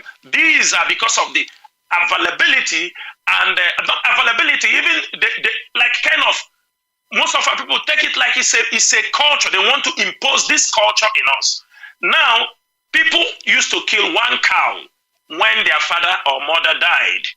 Some two, they give to their, now, gradually our people, you know, our people love importing foreign cultures, foreign ways of life. Now, people will kill for their father, kill for their mother, give one cow to their Ndikunneha from his maternal side, give to the uncles. You found out that before you bury somebody in the family, you are giving like 4 cows. But in this generation of a new generation of Biafrans who have continued to deceive our youth with fake lives, they have come now to let us know that 1 cow is not enough for any burial. I mean, when somebody died, they are talking about how many cows did you bury your mother with? Did you, this guy buried the mother with 20 cows. It is now, you see how we are importing some foreign ways of life. We are not going to, we are passing the message to them. But one thing is this. First, I believe we have not done enough awareness for them to understand what IPOB is talking about. how it's affecting the society negatively, how it's affecting our people negatively, how it's making us to keep a lot of dead people in the mortuaries because families does not have money to bury them because they are waiting for cows, how many cows they are going to use to bury their people. All these things, if you look at it, all this scenario, it results in a very complicated approach. For that reason, we continue to educate our people. And I know most of our people have started to understand that this thing IPOB is talking makes a lot of sense. Because in a burial, for example, somebody said, like we know this, our brother last time, they said they brought 300 cows, or how many cows for the burial of the mother. They call Obi Kubana. Okay, let us come. Did they finish eating the whole 300 cows? No. Does Obi Kubana have a farm for cows? Maybe no. But one thing is this, people buy these cows, 200,000, 400,000, 500,000. At the end of it, the Fulani comes in the back. Maybe they kill 10, 20 cows. He come in the back and rebuy those cows again at a cheaper rate because he's not going to do anything with it. Maybe these cows were bought at 250,000. They will come back and buy it 150,000. It is still the Fulani. They rotate and play in the mind of our people. Do you understand me? With the cow business, they use the cow business to. So, Mazi Kechku, the most important thing is there. Have we done enough awareness program? I know it is not enough. I know people are also listening to what we are saying. What I'm saying is that for those who are doing those business, conniving with them, the time we are coming to them, but let us make enough awareness. And we are going to now move into the next step of making sure that is why we want their ranches. We already monitor. All right. PSN is already taking care of those things. Because at the end of it, we will make sure they have ranch numbers. I heard you. I heard you. If we see any cow in some areas, we will know which ranch, yes, that they are coming out from. All right, Mazi Chinasa, I heard what you are saying. Now, let me ask you this, because the Fulanis has came out to say that it is out of hatred that we have for Fulani people that made us to ban the cow. Now, I want you to clear the air. Why did Biafrans, why did IPOB put a ban, an embargo on Fulani cows? Tell us the actual reason, so that if Mieti Allah are listening, if Fulanis are listening, they will hear direct from the horse's mouth the actual reason why Fulani's cows were banned in Biafra land. Please go ahead. Mazi, number one, the Fulani traders who are called, the Fulani traders are different from the Fulani herdsmen. The Mieti Allah, who are the umbrella, the terrorist umbrella, sponsoring and governing many of them, who controls all these businesses. We ban Fulani cows for many reasons, not for one, not two, and I will make it very clear here. Number one, from our research, from information available to the IPOB leadership, we realize that the cows, the billions of naira being gotten from the Fulani cows sold in the south, this is what propels them. This puts a lot of gun and bullets in their disposal. And you know the Fulani have this mentality of nobody owns the land, that they are going to take everywhere. They believe that Nigeria belongs to them. And for this reason, we realize that we are buying these cars. That means we are helping, fueling the terrorists who are killing our mothers, our sisters, our fathers, our uncles, who goes to the farm, many of them who planted crops, most of them took loans from the bank for agricultural projects. And you found out that the Fulani intentionally, they comes in, destroy these crops, kill our people, and on the same time, boast about it, that nobody can do anything because Nigeria belongs to them. Nigeria may belong to them, but Biafra land does not belong to them. This is a very clear message. Now, as they are importing the cows, forcing our people. For example, if you go to South Sudan, where if you want to marry a wife, if you go to like South Sudan, you want to marry a wife, maybe where they marry women with 500 cows, depending how big you are, how they marry people with number of cows. Gradually, they are pushing this ideology, this way of life to our people, that everything our people want to do, if cow is not involved, nothing can be done. These are some of the reasons we bound Fulani cows in our land. That's number one. Number two, you found that they are doing spiritual, spiritual, I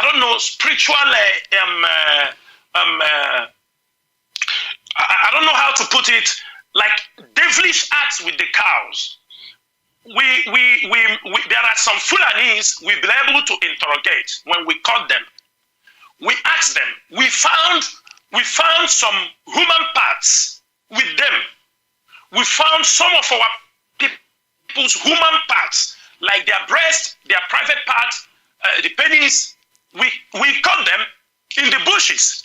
We realized that some of them, they said they take these parts to do incantation, to do, let me put it in a way, people, they do juju, they do all this kind of fetish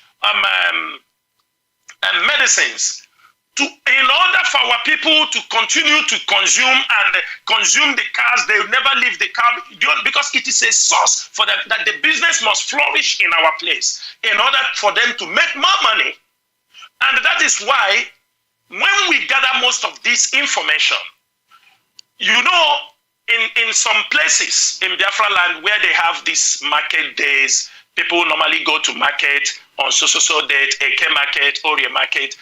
We have collected a lot of data that on these days where there are these market days, they do go in. It is when the communities are quiet, some people can go to the market, they will attack some, people that are vulnerable. Maybe only a woman went to pick up some vegetable they can attack because everybody going to the market. That is why we put most of the ESN operatives in those areas to make sure that, because we have found discriminating evidence, and from what some of them have said, that they have come to make sure also that the business is flowing, but they do it through the magical means, the juju ways, that it is the parts. They are taking, sometimes you found our people dead in the farm, their tongue are missing, their eyes are missing, some of them, their private parts are missing. From evidence we have, they are using it, and you see them also, performing bestiality, performing sex, which is called bestiality with the animals. And all these things, if it is a country, if Nigeria is a country, who on earth, if you know that someone have a sex with this animal, will you even dream or think or even imagine to buy such animal and eat? No, you won't do that. Most of the things they do, they are unhealthy. Maybe after this program, we may be tempted to publish even the kind of drugs they do inject the animals. Some of them that were caught, they said they inject these chemicals on those cows for them to look fresh. I mean, looks healthy, look like they are looking okay, just to sell them. And the question is this: what kind of medicines are they giving to these animals? What kind of, are they approved? You will find them all kind of drugs when you confront them, or when you bust their terrorist huts, camps inside the bushes. You will find some different kind of drugs. Drugs they are using. Some of them say some are for the animal, and the Fulanis also, they're always high on drugs. They are always high on drugs. So you will find all kind of drugs. The question, and maybe as time goes on, some of these drugs now, we may send it out to some international lab to understand what are the content of these drugs that they are giving to these animals that makes them look so healthy. So in some way, we found these animals are not healthy for consumption, because we don't know why most of our people, all kind of foreign sickness, all kind of things, it is from what we are eating.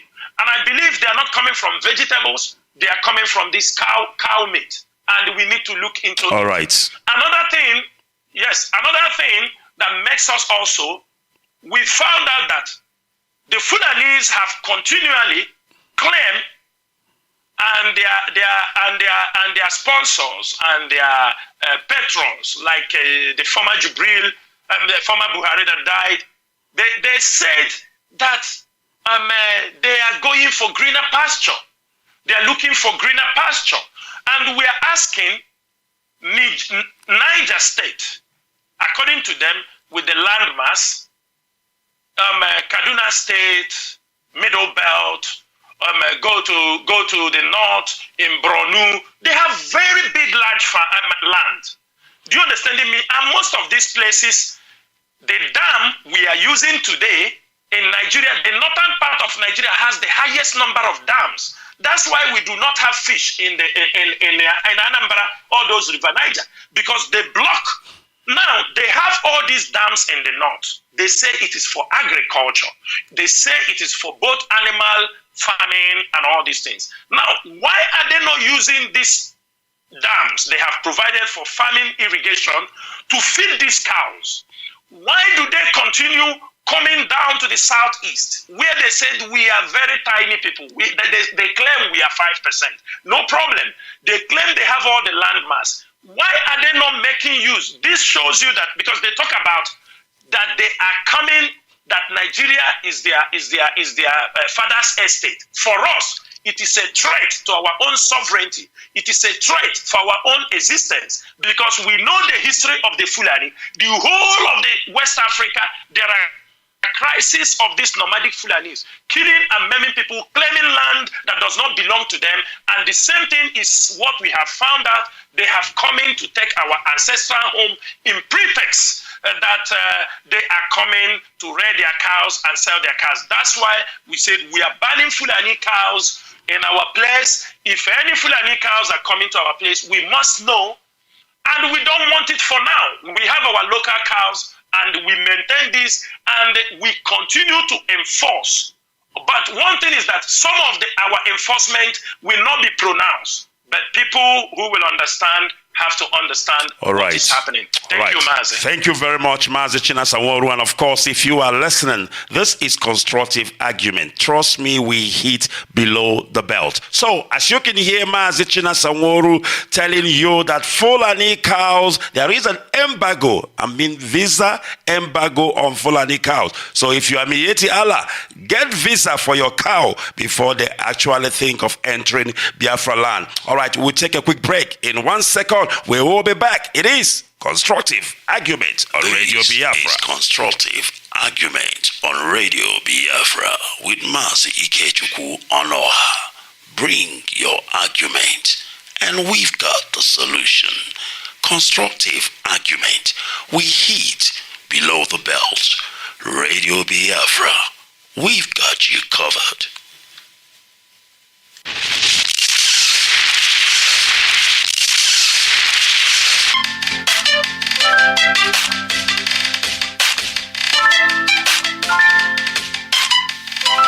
This is Constructive Argument on Radio Biafra with Mazi Ikechukwu Onoha.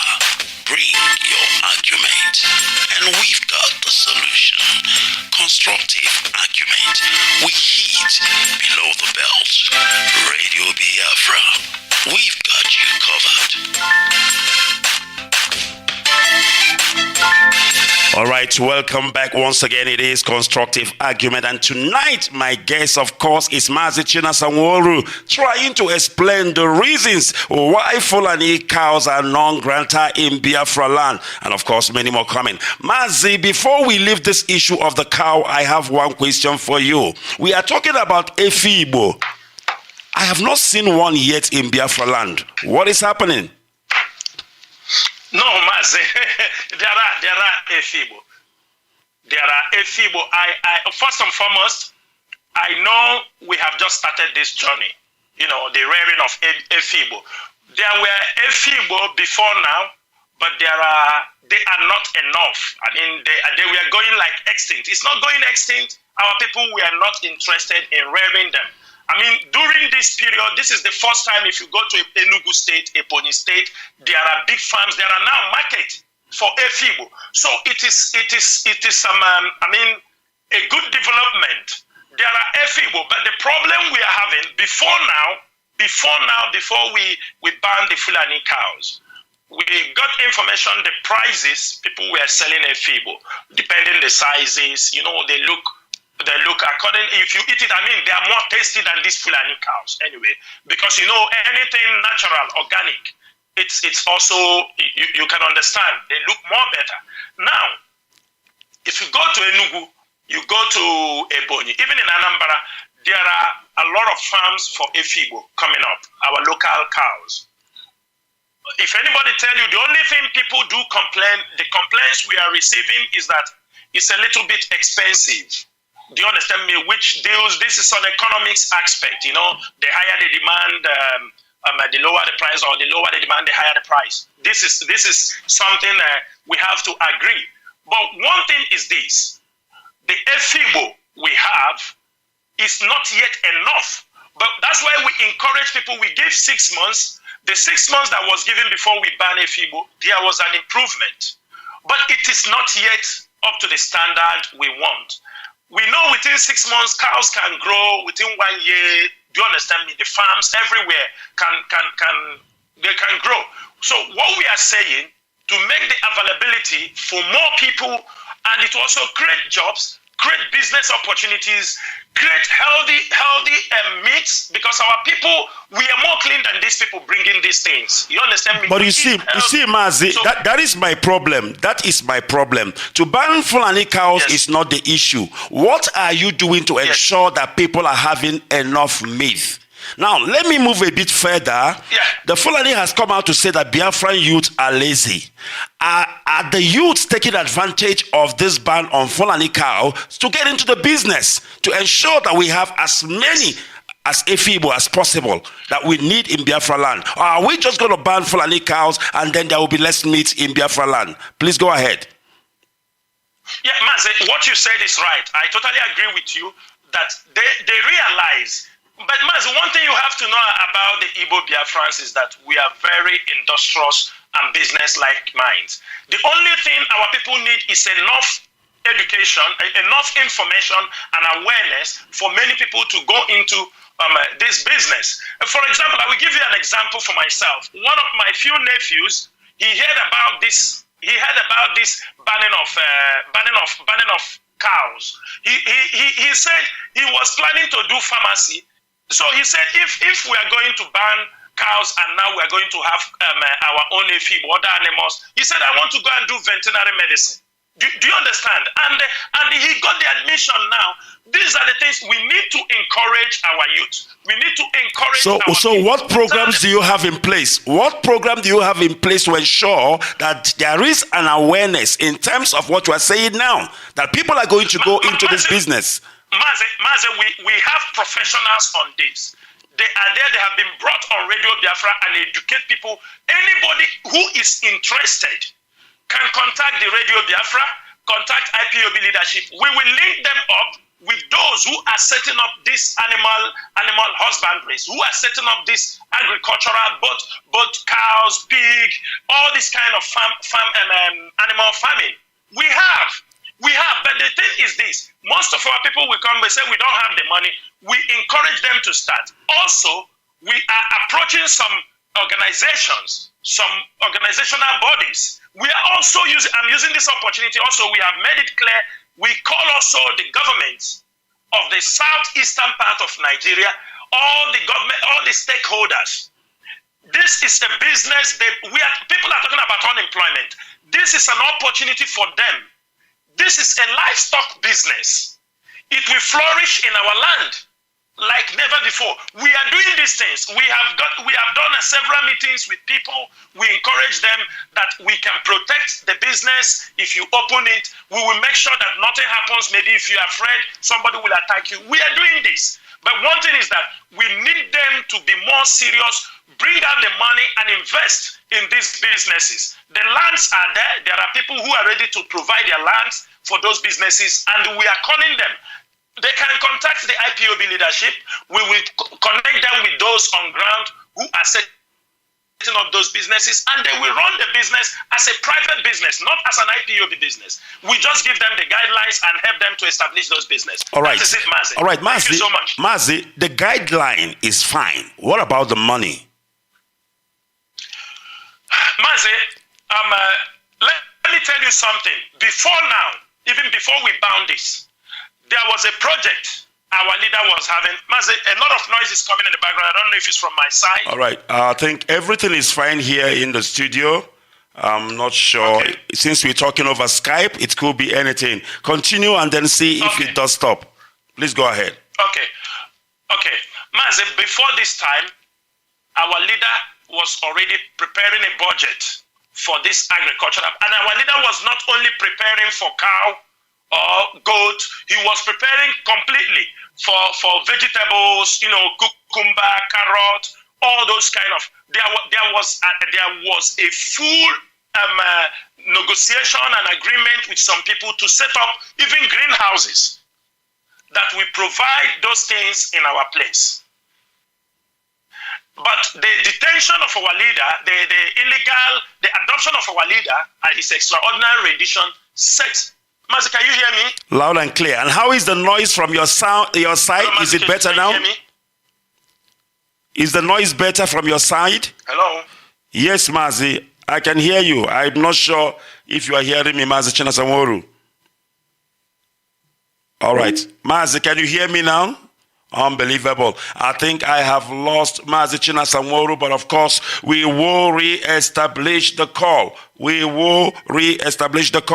All right. I think there he comes. Let's get back to it. It is constructive argument here on Radio Biafra. Mazi, are you back? Can you hear me? Yes, I can hear you, Mazi. All right, yes. Please go ahead. Yeah. Mazi, what I was trying to explain is this. Our leader, before his extraordinary rendition and adoption in Kenya, our leader have made already a plan. There were people we have already contacted over the establishment of farmhouses, both animal farming. We have made this contact, and we were on it. We're discussing on it. We have gotten the budget, both the ones, the greenhouse and all these stuff. We have already gotten the budget. We also make a move, do you understand me, to make sure, even at a point, we have some external, with our neighboring, let me put it like that, one of our neighboring emerging nations, over a joint on production of animal farms, because they have enough, bring it down to Biafra land where the market is there. 10 million people against 70 million people. These things were already made. But there was a setback even before we announced. We wouldn't have announced this. We wouldn't have announced it if not that when they adopted our leader, we have no choice, because we found out that at that time the Fulanese thought the adoption of Mazi Nnamdi Kanu lower the leadership of IPOB over the invasion and bringing in Fulani cows and destroying our place. They thought that because they arrested the leader. So that is why we have no option than to send that message to them and start to implement from the cows. And we already have plans, both the tomatoes, the cucumbers. Our people are increasing in the production. One thing is this: we might not say we are bringing out money to give now, but we have our project that will come.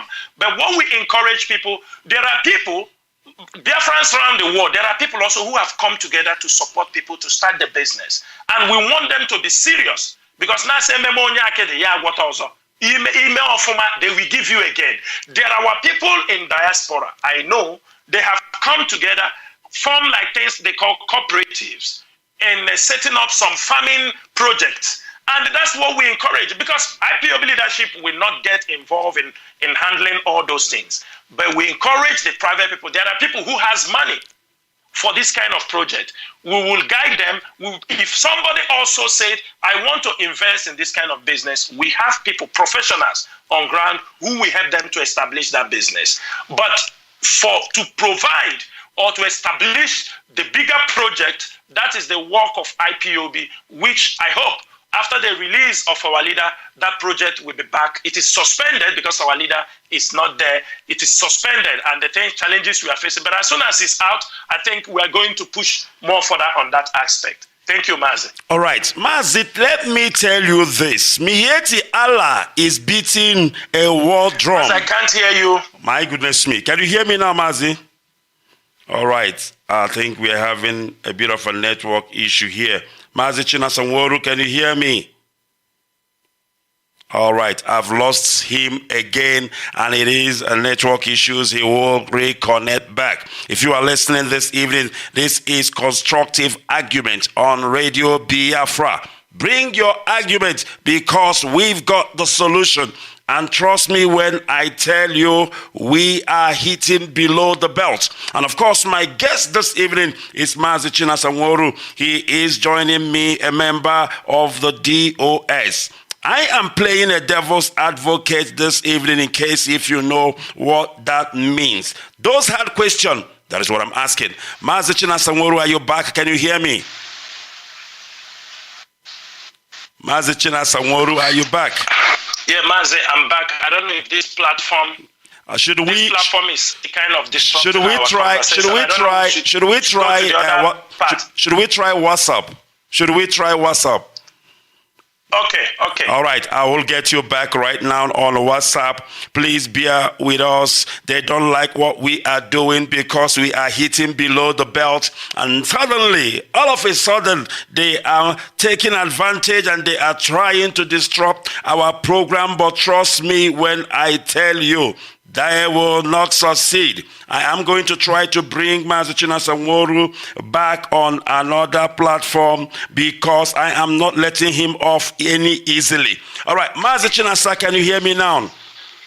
I can hear you very clearly, Mazi. All right, let's proceed because I said I am not letting you off any easily. You still have a lot of explanation to do. Please go ahead, we are listening. Yeah, but I don't know where I stopped, where you heard. Mazi, you can start anywhere. It doesn't matter. Start anywhere. Okay. What I'm trying to say is that the adoption of our leader, the detention of and his extraordinary rendition, it backrolled all our plans on this agricultural project, both the farming project, the animal farming, and I hope as soon as he's being released, those projects will now come up again. And also, we having people, already private individuals, we have also Biafrans in diaspora who have come together to encourage people at home in some short farming project. What we are saying is that we need such projects to go on. We need more people. You can contact. We have people on ground who helps them to set up those farming projects. If it is on animal husbandry, there are people who can help you out to set it up. There are people who can also raise some capitals. As long as you are genuine, we are not doing the Nigerian farming. You know where you go and borrow money in the bank after you will not pay back. That is not what we are doing, because what we are doing is to encourage our people to produce things that will feed us first. Then after that, we will think about the next step to do. But for now, there are people starting it gradually, and we want also people, there are people who have the money to start this project, but maybe they are not yet clear over the way to follow, and we encourage them to contact the IPOB leadership. I think they will be directed, and those who are interested also to do the farming sincerely should also join. Of course, not sincerely, we have our product. There are plans, they have their procedures, the things you have to do, and it will be put in place. Thank you. All right, if you are listening, this is Constructive Argument on Radio Biafra. This is Constructive Argument on Radio Biafra with Mazi Onoha. Bring your argument, and we've got the solution. Constructive Argument. We hit below the belt. Radio Biafra, we've got you covered. All right, Mazi Chinasa, I've got Miyetti Allah on the other side screaming, Wallahi Telahi, Anyamreba Chao. They are beating war drum. Are you ready for them? Mazi, we are ready for Miyetti Allah and the Fulani terrorists in our land anytime, any day. So far, they hardly cry, but these days, I can bet you they know the bushes are no more comfortable for them. And we owe no apology for anybody who will say, why do you? We saw BBC try to mention them. The BBC only mentioned Fulani. We are not in any dispute with the Fulani people. With the Fulani people, I'm making it very clear, because there are Fulanis who love our people also. There are Fulanis that, they understand what we are saying. So we are not in any way fighting with the Fulani, but we are fighting the Fulani terrorists and the herdsmen and bandits who are coming into our land to kill and destroy and rape our mothers.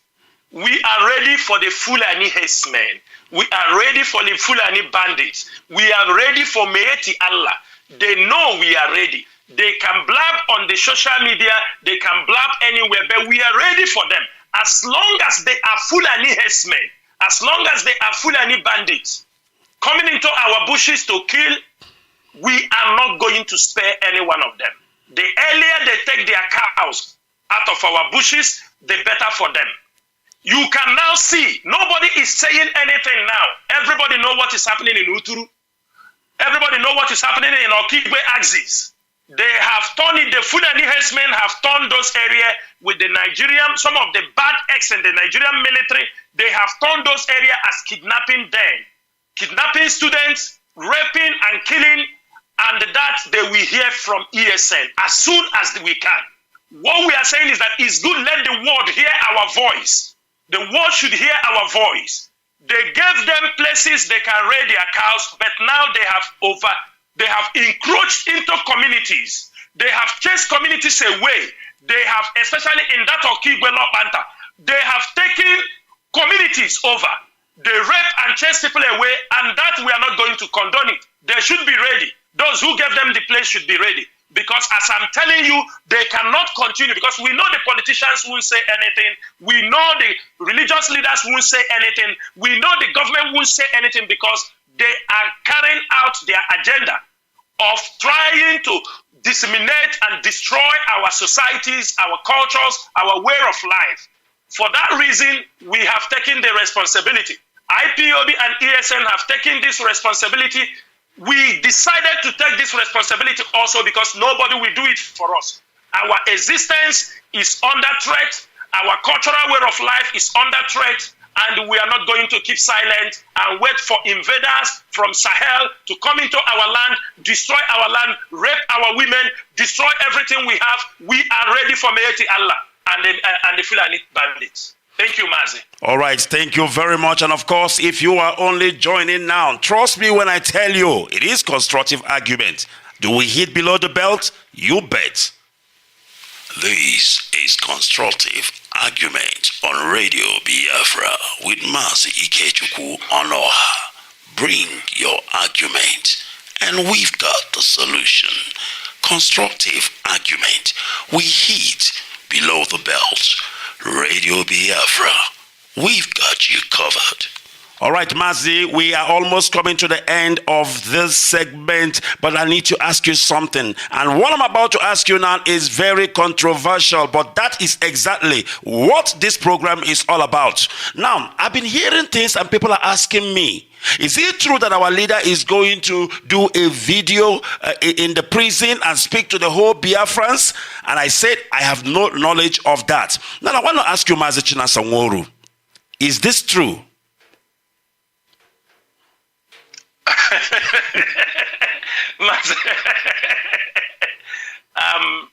Mazi, I will tell you something. This program, this particular question, I know it arose from the tweet or the message Governor Chukwuma Soludo, after Professor Chukwuma Soludo, when he visited our leader. I think he wrote something of that nature. I think from that is this thing. I think he wrote something from there. I don't know, but let me not quote wrongly. Mazi, making video, our leader to make video from the DSS, it will not be accepted. Are you hearing me? Loud and clear. Go ahead. It is not accepted. The reasons are, we cannot ascertain that any video our leader makes from the DSS dungeon is not under duress, no matter whoever will be around him. And that is number one. It is any video coming out from the DSS that our leader said something that is not accepted, because you cannot be able to talk to your people freely in the midst of your enemy, and beside that, in one of the most dangerous dungeons in Nigeria, which is the DSS dungeon. Biafrans will not accept it. We are not going to accept it. Then secondly, if anybody persuades our leader to make, you understanding me, a video from that place for the leadership, we will see it like they want to just use him to calm down the environment, and they continue to hold him. That means they have no plan to release him. Maybe they see there are insecurity. If anything our leader wants to say, he has been sending message through the lawyers all this while. He has been sending message. And in his last court outing, he's delivered a message through our brother, Mazi Benjamin Madubugu. Nobody will say he doesn't know him. The message is clear. He have delivered the message. Anything our leader will say now, he have said it many times through people. So we want, if our leader wants to speak to Biafrans, we want him to speak to us as a free man when he is free. Or he comes to the court in the, you understand me, like how it happened in 2016 and 17, he can come out and speak to the press. But if they don't give him those opportunity, we want him to be a free man, then he can speak to us. He has spoke to us for many years. Do you understand me? So whatever he wants to tell us, I think all those messages he have delivered it to us through the legal team, and also through our brother Benjamin Madubugu in his court outing. He have delivered many messages. Our leader have informed and delivered messages. So I don't see it as being necessary. I don't want them to, those who are making move for us and the leadership, we don't, it is not accepted. Even if it is done, it is not accepted. All right, Mazi, I'm asking you this question because I have somebody else who is telling me right now. He said to me, which means they believe that if Mazi Nnamdi Kanu speaks, that people will listen and there will be peace in Biafra land. Now the question is, when he speaks and there is peace in Biafra land, are they not going to abandon him to rot in jail? Because if they really want peace, wouldn't they push for his release so that he can come out and, of course, speak to his people, just like you alluded, as a free man? Mazi, anything like the leader, we have made it very clear that nobody can force our leader for anything, any negotiation, anything inside the DSS dungeon. Anything our leader have to say, he have to say it as a free man when he's released. Do you understand me?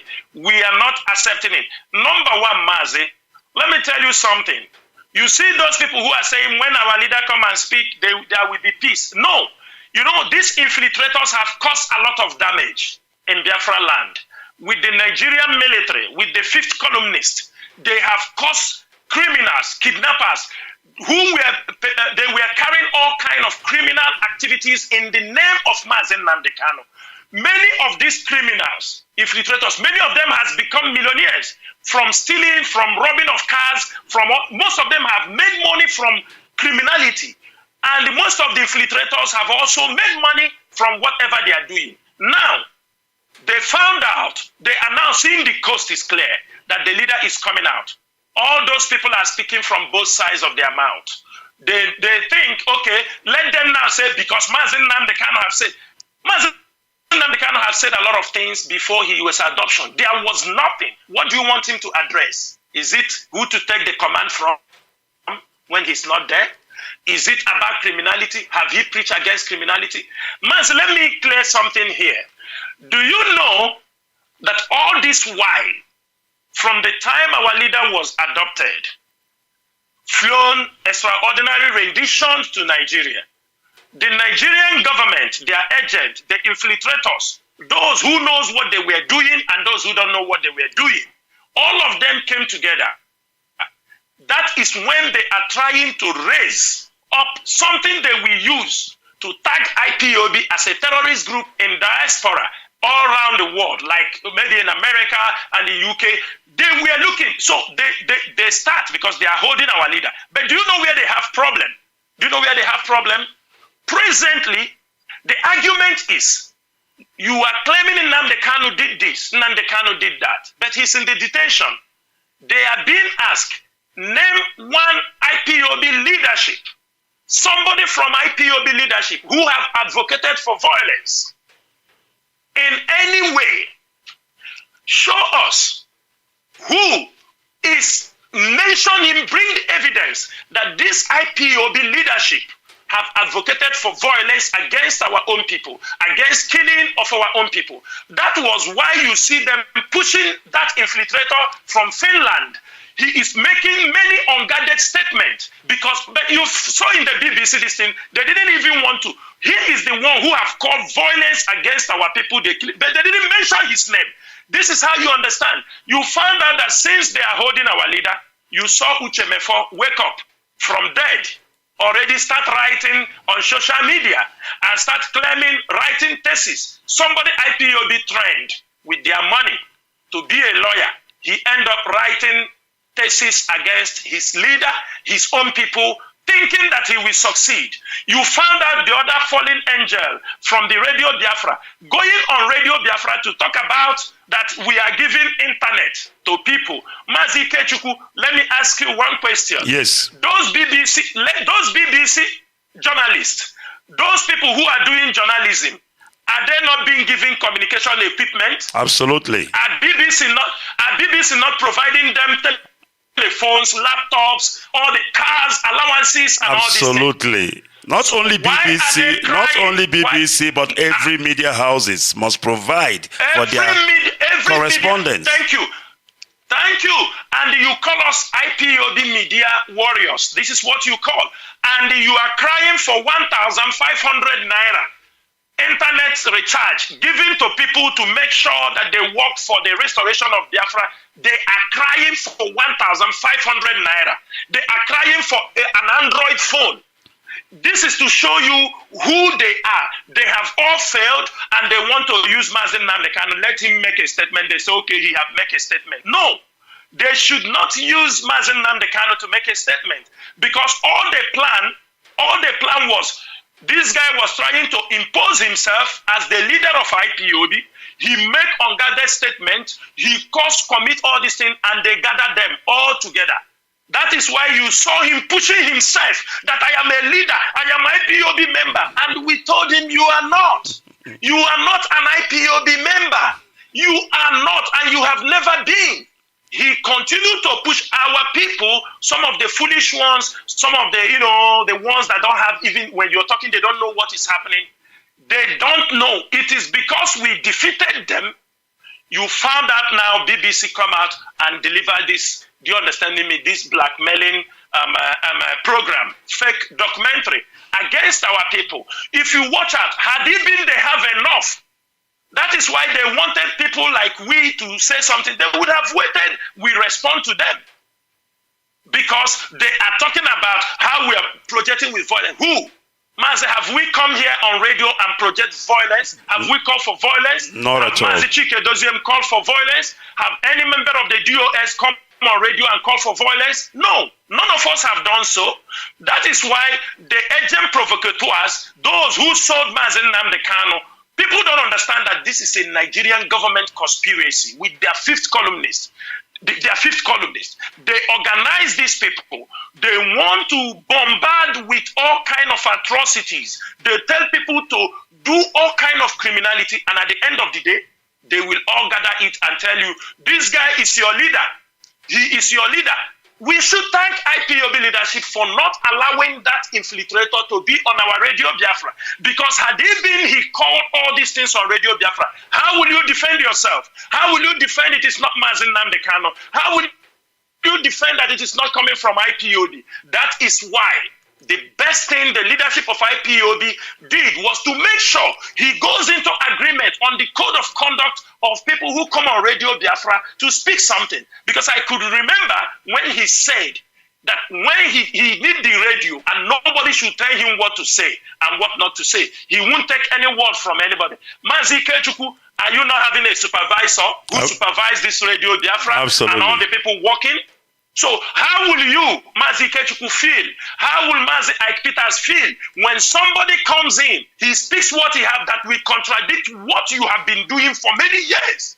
He will come and call for violence, call and kill this person. Kill who? Our own people. This is what they were looking for. But they never knew there were people in this movement. They never knew that the IPOB leadership are men behind this movement. That is what they never knew. That is why they came out from everywhere, and we thank Chukwu Okike Abịama and say at the end, they have all failed. They have all failed.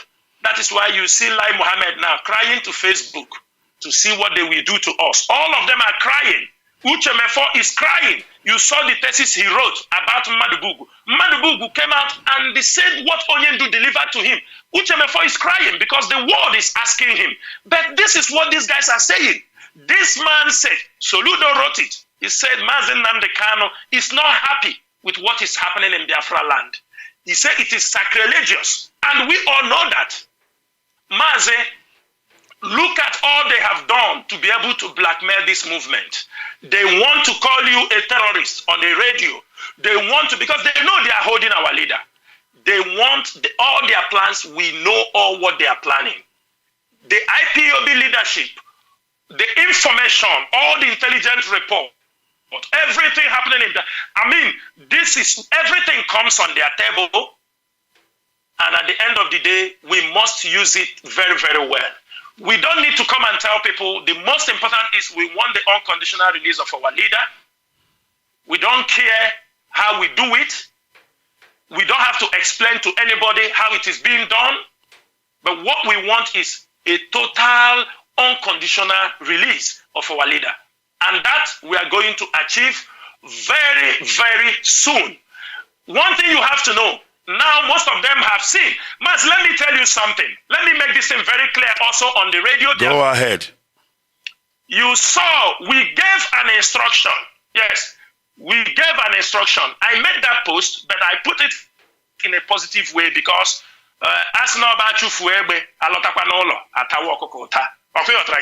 yes. We have, every time I come on radio, we told our people, do not go here with this, don't go here with that, don't go here with this. But you know, some of the infiltrators, they still disobey. You saw what they did in Abuja. There are certain things we say don't do, and that thing they did. Some of them, few of them that came there, what they did is what led to the arrest of one of them. And it is very bad. I have many occasions called the Biafra land coordinator and give him instruction on anybody pertaining the IPOB leadership going to Abuja. I have on many occasions, on any court listen, I give him, but there are people they don't want to listen. They want to go there and cause more trouble for us, knowing quite well that our leader is about to be released. They want to create a scenario, but we are not going to let them. We are not going to let them.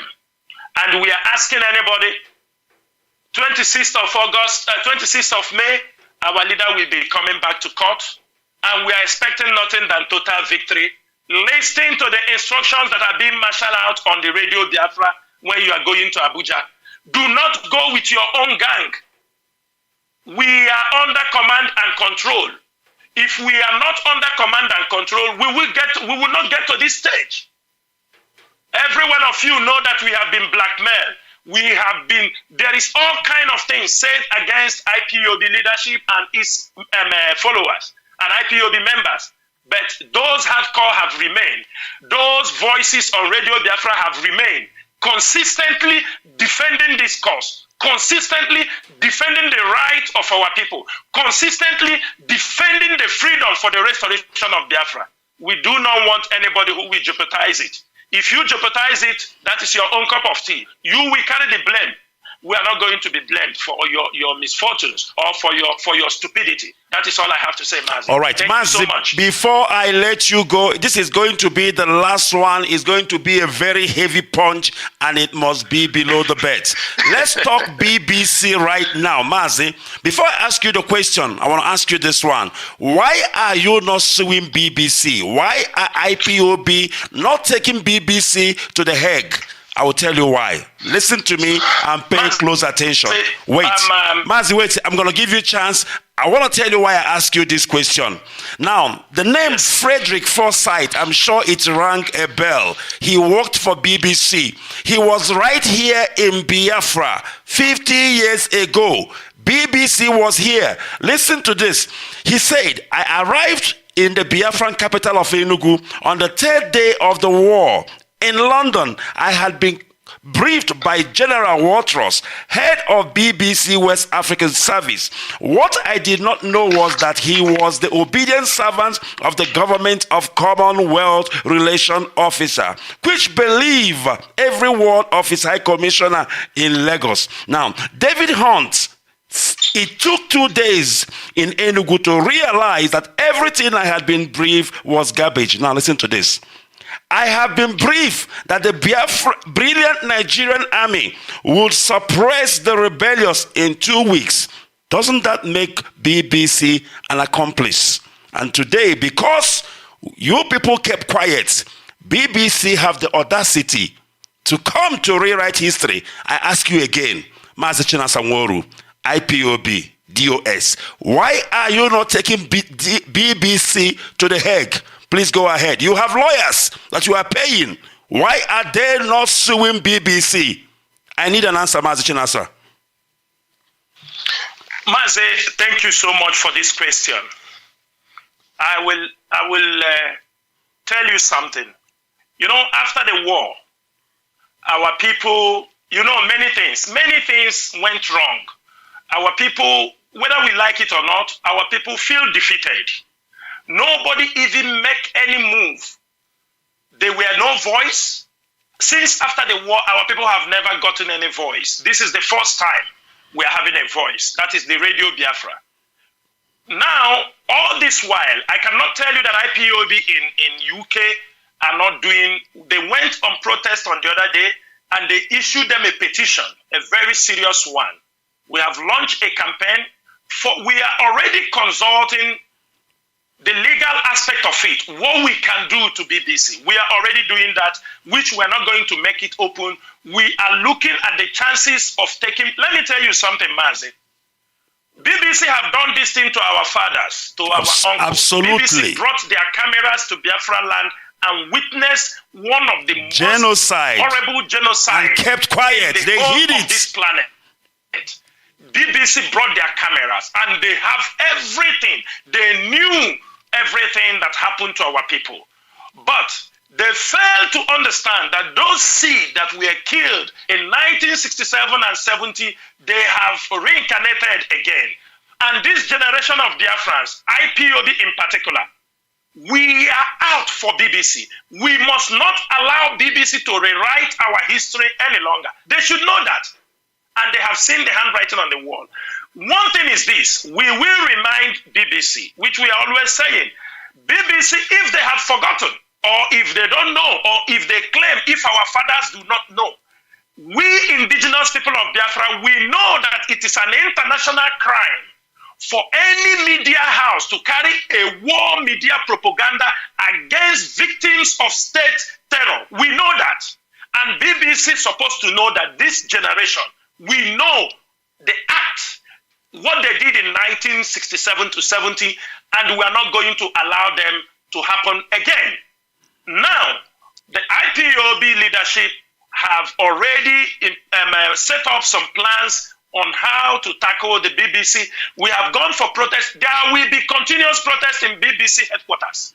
There will be, even if need be, we are going to build our tent. If need be, we are going to build a tent in front of and get a permanent stay in front of BBC. And we will protest from time to time. Some people will live in front of BBC so that they will understand how serious we are. If we are going to set up even if we got the power or got the permission, we will set up a permanent protesting site in front of BBC so that they will know how radical, they will know how we feel because of the role they play against our people. We are not leaving BBC. We are not leaving. If they have done, the people who have done it before have gone free, those who are present, if they don't change their ways, I'm telling you, Mazi, they will never find it easy with the indigenous people. Mazi Chinasa, let me hold on, Mazi Chinasa. Hold on. Warriors. Mazi Chinasa, hold on. We will teach them that we are not so-called. Mazi Chinasa, hold on. Now I'm talking to you as a lawyer, because somebody who have few months to actually become a lawyer is almost a lawyer, if I may put it that way. Yes. Now let me tell you this. Do you know that the video or documentary that DBC did amounts to a call for genocide against 70 million people? Are you aware of that? Mazi, I am aware of that, because it is the same BBC that instigated the killing and the genocide of the Biafran people. It is also the reporting of BBC that the 1966 coup was an Igbo orchestrated coup that led to the genocide of 1967 to 1970. That's what I'm telling you. BBC instigated it. It is a crime. It is a crime in international court for any group, and that is what they want to repeat again.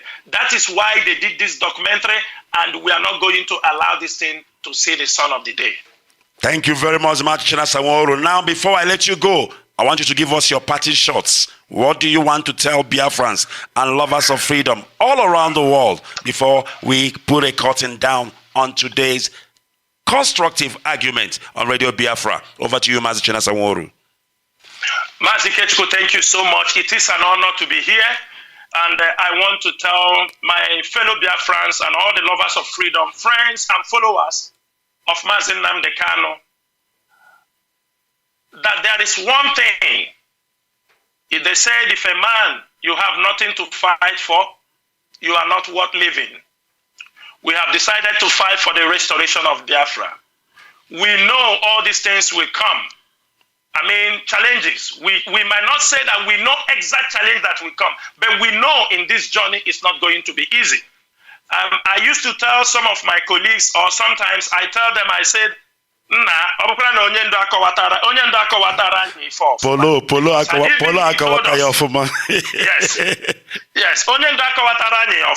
because had it been he told us, most of us will not embark on this journey.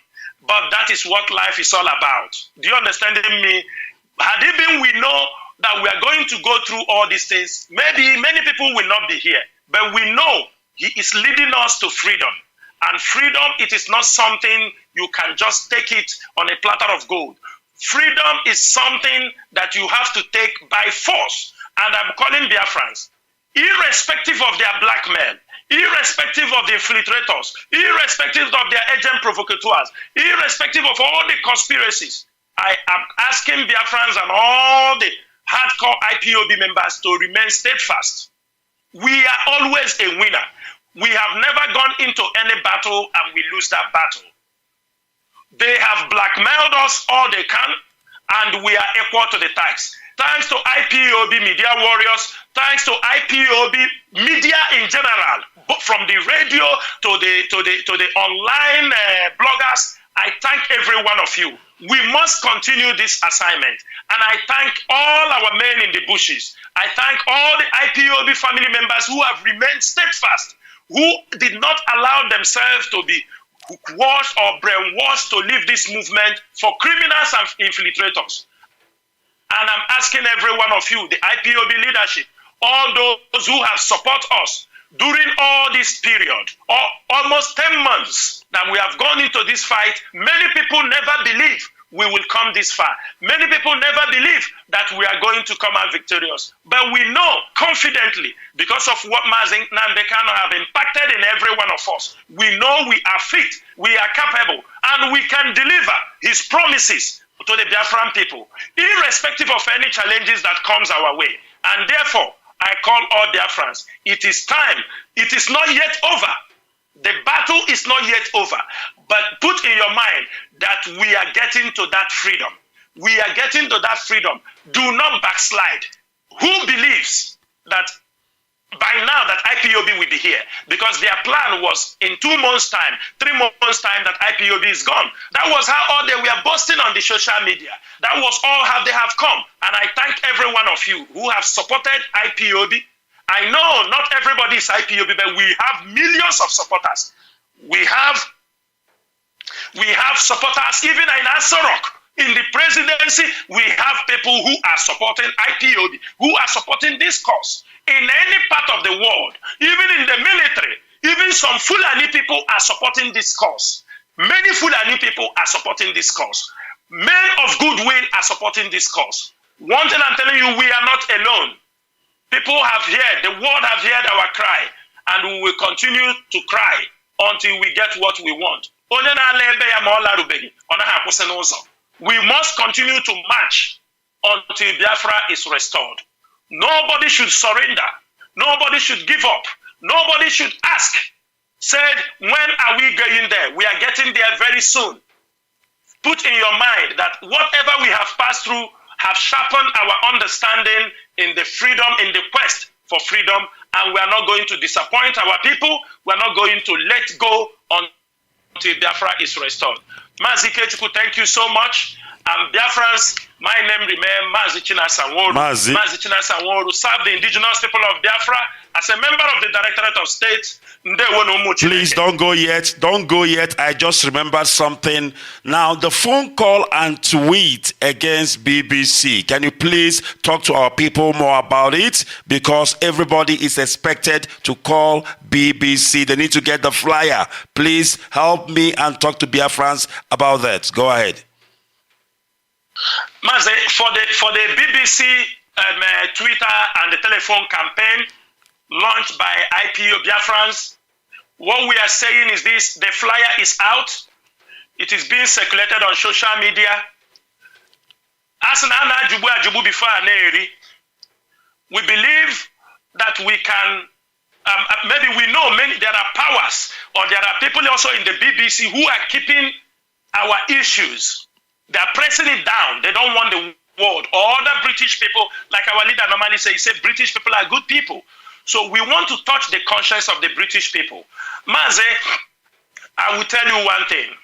I will make it. There is, after the BBC released that program, yes, after they released that documentary, there is a reporter, he said he confronted one of the BBC reporters, say, how can they release this kind of program, knowing quite well that this program, the informations and all the things here are incorrect.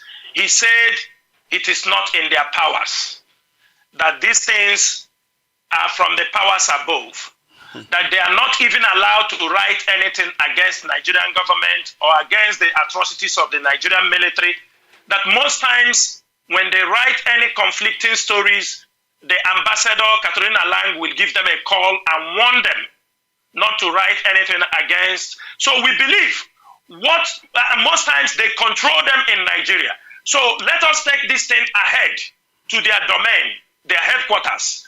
We go there and present, and we want our people to call them.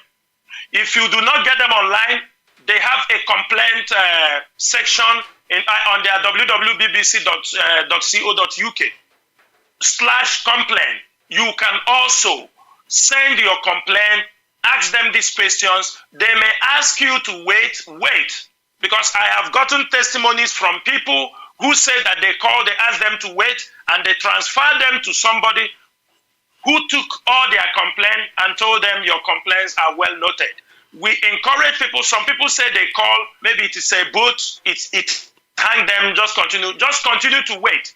If you feel you did not get them on telephone, you can send them an email, because we have people who have reported that they send them email and they gave them a response. So this campaign will last till July. Every day.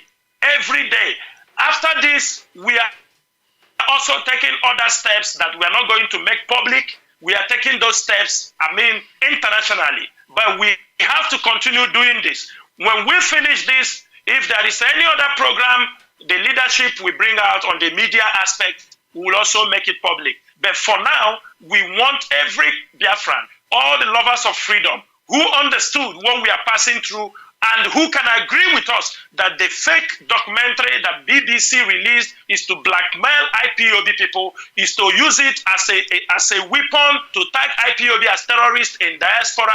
We ask everybody, every Biafran and every peace-loving freedom fighter to call BBC and ask them those questions that we have specified on the flyer. And please, when you are calling them, make your questions and make your discussions more politely so they can understand what you are saying. Thank you, Mazi Ikechukwu. Mazi Chinasa, I told my listeners and Biafrans around the world that I've known Mazi Chinasa Nworu for a couple of years. Man, I na Chinasa na church and Ejioji amagim. All the one ogologo and we give my idea. And people think I'm telling lies. These are the wonders of Mazi Nnamdi Kanu, the 7 wonders of Mazi Nnamdi Kanu. Bringing people who does not even know what each other look like, and yet they work together. Mazi, I cannot hear you very well. Come again. All right. I say that these are the 7 wonders of Mazi Nnamdi Kanu, bringing people who doesn't even know what the other person look like, and yet they can work together.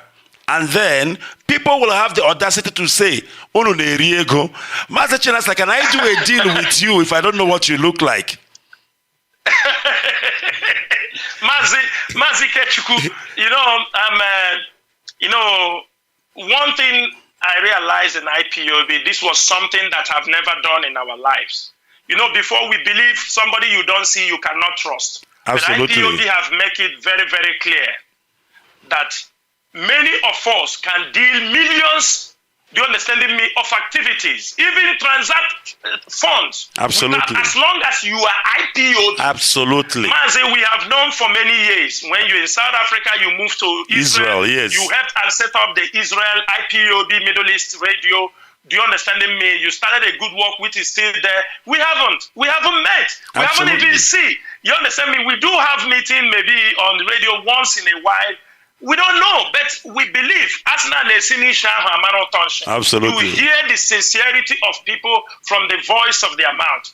I have worked with Mazi Former from 2015 till date.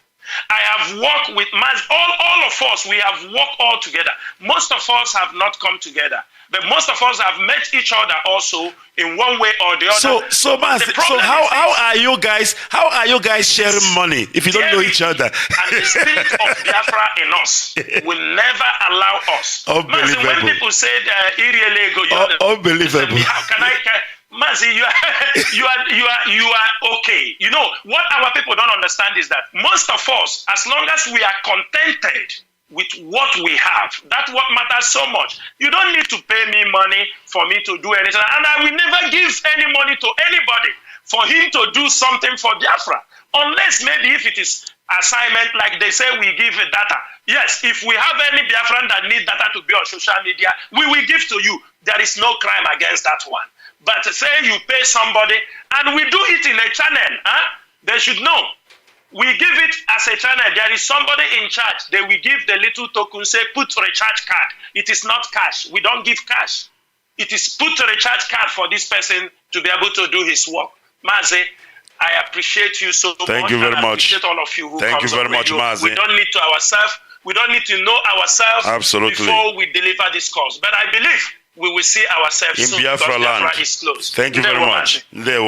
All right, there you have it. That was Mazi Chinasa Nworu, of course, hitting below the belt. It is constructive argument on Radio Biafra. It is our first show. It is our first segment and our first guest. Trust me when I tell you, next week we will be having a legal person because we will be talking legal matters here on Constructive Argument. My name is Mazi Ikechukwu, playing the devil's advocate this evening. Goodbye and God bless Biafra. This is Constructive Argument on Radio Biafra with Mazi Ikechukwu Onoha. Bring your argument and we've got the solution. Constructive Argument. We hit below the belt.